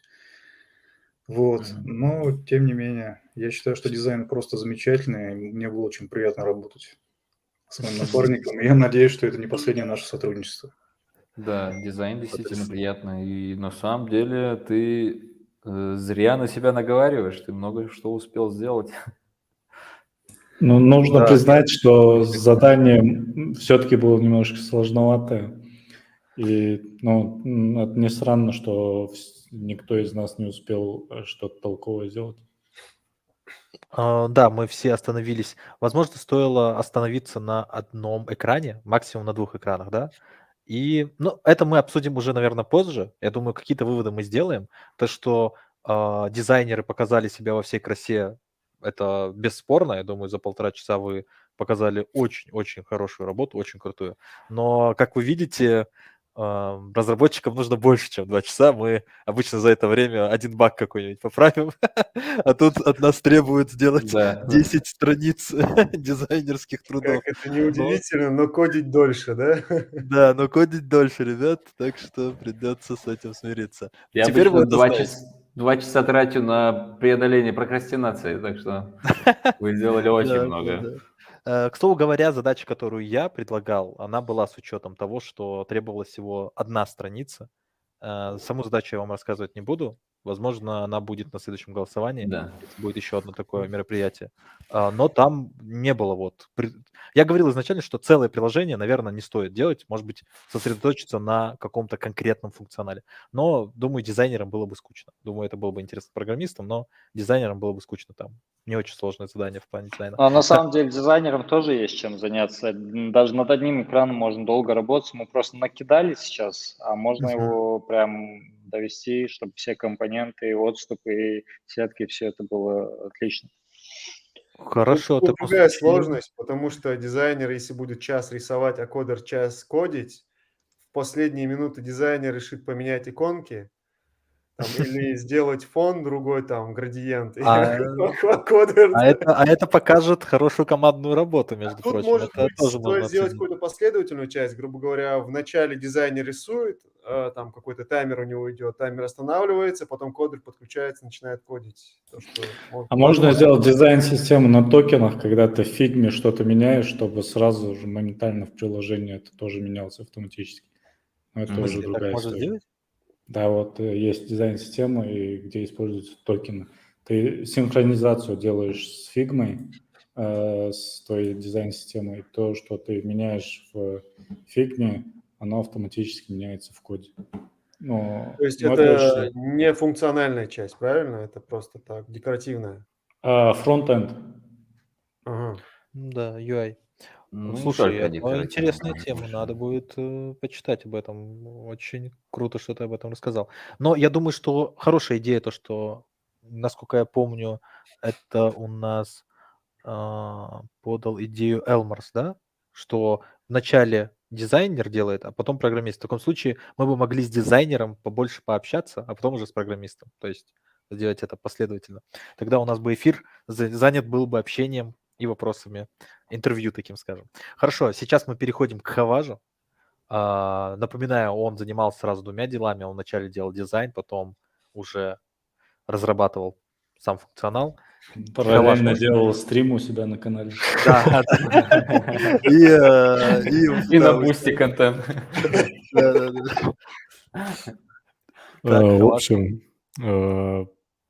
короче, я слишком сильно запарился на дизайн, у меня ушло больше времени чисто на дизайн, потому что я не знаю почему, но мне почему-то понравилось делать дизайн больше, чем делать само приложение. Потом я понял, что, оказывается, я не дизайнер, а программист. Я это вспомнил в середине трансляции и начал делать само приложение. Хотел сделать несколько экранов. Можно и дизайном заниматься спокойно, судя по тому, что ты Да делаешь. тут криво-косо как-то все вышло. В общем, я сначала думал, что я буду делать. Это вообще думал сделать просто таблицей, потому что тут было написано таблица. Потом, наверное, будет эта коллекция. Вот дизайн выглядит вот так. То есть тут должно быть еще несколько коллекций, добавление их там в закладки и так далее. Вот это все выводилось бы в отдельной странице. Я хотел сделать вот так, но у меня это сделать не получилось. Это все мое приложение самого дизайна. То есть тут, в принципе, больше ничего нету. То, что я видел у конкурентов, в 10 раз круче, чем то, что было у меня. Так Ну, что ты же учитываешь, что ты все-таки делал вначале дизайн, потом поэтому это все очевидно. не, у них Но там... работу ты А что было сделал. фиолетовое такое приложение, черно-фиолетовое? Фиолетовое это было ИИ. Это было И Искусственный интеллект. Ну, Кстати ладно. говоря, им надо баллы снять, они точно пользуются искусственным интеллектом. Ладно, это шутки. Достойный результат, достойная работа, я считаю. В Но общем, тут что? противники у тебя тоже не из легких. Тут есть коллекция, то есть как бы типа можно добавлять чужую коллекцию к себе, можно зайти внутрь, пролистать. Тут вообще должен был быть блюр, но у меня это сделать не получилось, я не успел. Дальше идет прокрутка какой-то информации о самой книге или коллекции. Можно ее как бы добавлять в избранное, убирать из избранного. И в принципе это все, что я сделал. Вот так вот. Уже эффектно. Я же сказал, Хаваш к концу MVP сделает. Так, хорошо. Получается, мы увидели весь функционал. Думаю, наши зрители тоже увидели весь функционал. У нас уже Я запущен. отправлю сейчас в чат на YouTube В чат ссылку YouTube на ссылку, опрос да. в Телеграме. Да, Магомед Чапанов Уже все запущено. да, запустил опрос, кто молодец. И вы должны решить. Это был Хаваш, это был ИИ, Ауш Фурагим и Ибрагим Азиев. Это был Моусер и Берт. Или это был Дмитрий и Мухаммад. То есть голосуйте. Хорошо, теперь, когда уже все позади, и я уже больше не ведущий, что мы делаем дальше, Берт? Раньше времени ты сложил в себя полномочия. Не в прямом эфире это делать. Да ладно, все свои. Так это, что делаем-то реально? То есть запустили мы. Будем ли мы дожидаться, или мы... Мне я кажется, думаю, было можно бы уже. неплохо, если бы мы показали бы... Я самый последний, я вообще не видел, что делали ребята, только Ага, кусками. хорошо. И было бы Тебе неплохо, если бы Да, и кстати. мне показали бы, и другим ребятам, и тем, кто смотрит трансляцию, показали бы, что сделали в итоге все. Да. хорошо. Ты Просто хочешь согласен. посмотреть, напомнить, кстати, кто да, был. дизайн или код мы смотрим? Или и то, и другое? Давай итоговый результат. Давай итоговый результат. И Кодом если дизайн, это что, будет быстрее. да, так, то есть мы сейчас переходим к... Коротко, минуту максимум. Да, чисто просто пробежаться. Так, давайте начнем с... Минута Это на и пробежку. команда. Это я не туда красота. зашел. Это у то, нас что я уже дизайн. сделал. Я сразу фигму сделал. И мне Да. того решил приложение сделать. А он Я не решил, знаю, на нем уже рабочее Приложение. приложение сделать. Если еще и так. бэкэнд не сделал. Правильно, Это это же команда И. дизайн. Да, это Дизайн дизайн команды И. И. Ибрагим и Ибрагим, ребят. Это их дизайн. Сейчас, И их тогда я функционал побежал. скрыл от нас второй Ибрагим. Сейчас. Он, Извиняюсь, что влезаю. Ладно. Опрос где проходит? В Ютубе или у нас Телеграм? В Телеграме. В YouTube в чате есть ссылка на опрос в Телеграме. Хаваш, А Телеграм можно это уже? в беседке. Конечно, можно. Спасибо, Я извините. еще шарю этот экран. Ну, Да. ты хочешь посмотреть? Да, Вот что у меня конечно. получилось. Короче, я дальше этого экрана не пробежался. Мгм. Прикольно, красиво. Ну, это Так. дизайн, на самом деле. Так, переходим давай к Дмитрию. дальше. Мне интересно, что там у Берта Это получилось. функционал Это Дмитрия. функционал, да, команды у Дмитрия него- и Моусера, да? Да, и... Нет, и Мухаммада. И Мухаммада. Это Дмитрий. Дмитрия и Мухаммада. Дмитрий, наверное, отошел, но у него здесь Функционал. Я здесь. функционал, да, движет, ну, типа, как сказать, у меня слово почему-то анимирован. Ну, типа, да, вот так вот. То есть этот функционал он успел сделать, была, как он сказал, сделал бы, наверное, больше, но мы его отвлекали. Он у нас был самый долгий гость, мы с ним очень много всего интересного обсудили. Хотелось бы больше, но стрим не резиновый. Так, Вы и с получается- ним общались, что ли? Да, мы с ним общались, думаю, Не, минут да, одну трансляцию сделать вот столько, это офигеть как круто. еще минут 20-30 мы с ним общались, Были он все это время отвлекали вообще не разрабатывал, просто с нами общался. Ничего И себе. очень много интересных вещей рассказал. Советую Господа, пересмотреть. меня слышно? Да. Да. Я хотел бы все-таки заметить, что ничего страшного, что меня отвлекали, и мне было очень приятно, я хорошо провел время, и надеюсь, что все остальные тоже.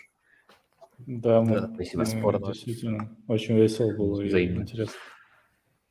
Взаимно, да. Так, и у нас, по-моему, остался один или два экрана? Два экрана. еще. Нет, Ибрагима был, Хаважа Мы не был. посмотрели дизайн. Не-не, Ну, дизайн моя- мы решили, что... меня Сразу осталось. функционал смотрим? Давай, Да. окей. Так, и у нас остался, получается, столько экранов. Сложно выделить. Мой VIP-код 06 нас. Да, функционал А, да, VIP-код 06. вот 06 Моуса, да. Ой, я ремов его. Я тебя убрал вместо того, чтобы стрим включить. Вот, включил. Так, ужасно неловко это. Вот, Моусер показал нам свои предпочтения в книгах. Еще также при нажатии на какую-то, Ничего себе.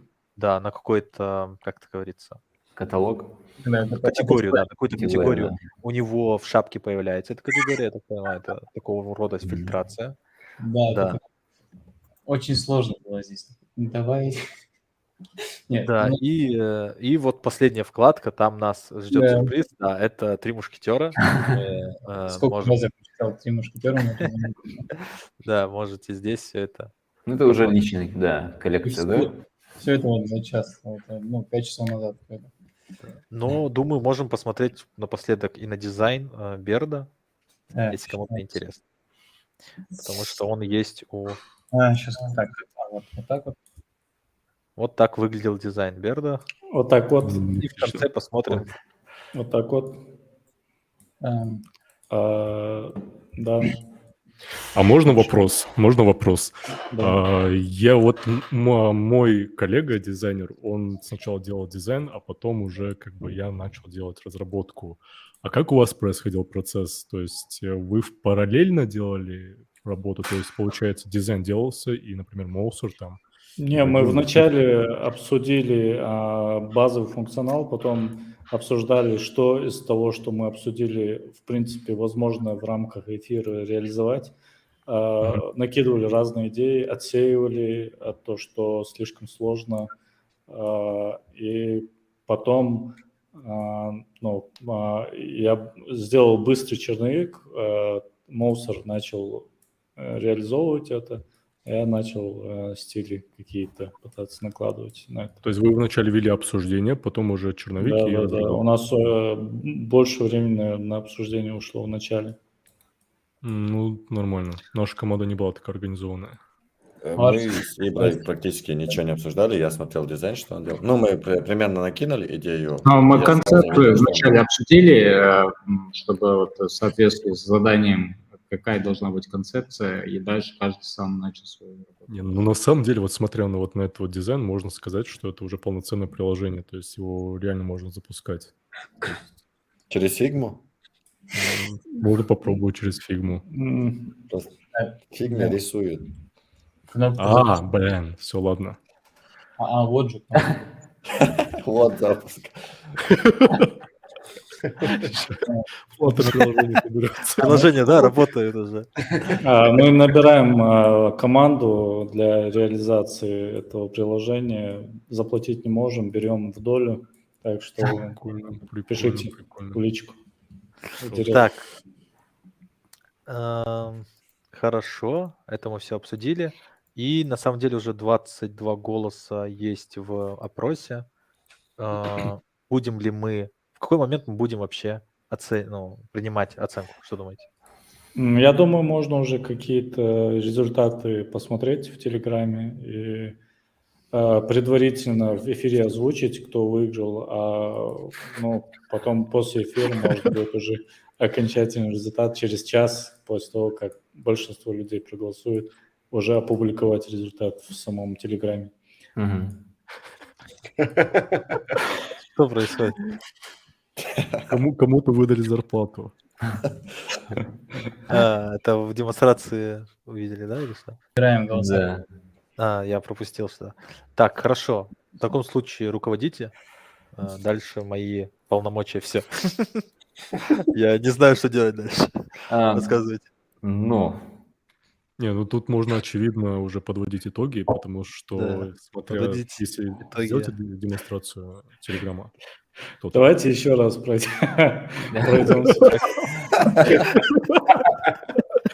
Вы неправильно голосуете, давайте заново.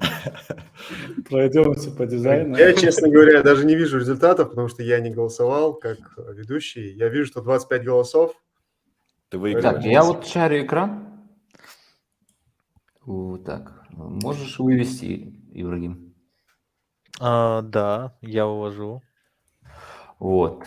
Голоса на данный момент распределились таким образом. Выигрывает команда ИИ. Я Поздравляю. думаю, Вот я же вам говорил, что заканчивать искусственный голосование интеллект... мы не будем. Пускай оно там висит, как предлагали, 1 час или 1 неделю, это не суть. Все равно все молодцы, все красавчики. Да, это А, безусловно. И я А думаю, мы видим, за кого проголосовал Гапур, мы это запомним. Поэтому я включил дурачка и не стал стримить. Но, как вы видите, ИИ реально отбирает наши рабочие места, ребят, поэтому Ну, на имейте в самом виду. деле, я скажу честно, вот я голос прям отдал за ИИ тоже. То есть реально прикольно сделали. Согласен. А в Телеграме за кого голосовал? Так я нажал за ИИ. И зажигалочка на мне стоит. Конечно, за себя, брат. Я знаю, почему он проголосовал за ИИ. Потому что в следующий раз, когда нужна будет подстраховка, когда он поднимает штангу, я могу не выдержать. Кто знает. Так, В общем, хорошо. я думаю, можно закругляться уже. Мы очень долго сидим, зрители, наверное, устали. Да. Спасибо большое всем, кто присутствовал, всем, кто участвовал. Да, Рясхал. Алла Рясхал, да, Сидолчин. Алла Да, Ишмудолча, Да, Хама и Республика. победителям, да, хочется сказать, победителям, молодцам нашим написать администраторам там, ну или группе там по размерам, потому что у нас небольшой приз был. Это наш мерч от сообщества, поэтому если размеры пришлете, Кстати, больше того, да, и чтобы в готовится... следующей трансляции все были в нашем мерче. А могу я спросить, размеры айфонов там, Pro, Pro Max? Нет, у нас, к сожалению, нету дизайнов на айфоны, у нас только на толстовке дизайны, на худи, поэтому... Но если вы сделаете, может быть, в будущем, да? Сделайте Да, инвестицию. за трансляцию, за этот батл я получил тоже удовольствие. Хоть Ибра вначале и говорил, зачем мы время тратим, все и так понятно, но...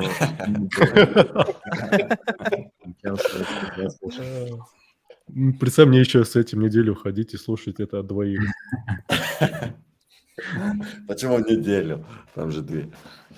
Спринт. Я целый спринт это буду говорить. Ребят, Так, ну все продолжим наше тогда. обсуждение, да, на потом. Да. Сейчас, думаю, пора А, прощаться. кстати, последнее, что я хотел сказать. От победителей же и была мысль сделать медали. Молодец интернета, так что над этим тоже мы сейчас будем скоро думать. Но себе он точно сделает теперь. Возможно, она уже у него готовая лежит рядом. Так, хорошо. В общем- Всем, кто... Да, Берт. Да, завершай, ты ведущий, ты главный ведущий. Ну, смотрите, я могу и запнуться. У меня это только в голове идеально. Хорошо. Всем, кто смотрел, огромное спасибо. Всем, кто интерактивно отвечал, общался с нами. Нам было тоже очень приятно, что вы пишете. Вот. Думаю, участникам тоже было очень приятно за то, что вы за них болели. Особенно за Хаважа болели. За Ибрагима болели тоже. Просили их не беспокоить, чтобы они могли писать свой код, и мы их не отвлекали. Все, давайте. Ассаламу алейкум. И встретимся на следующем стриме. Валикум ассалам. Валикум ассалам ва рахматуллах.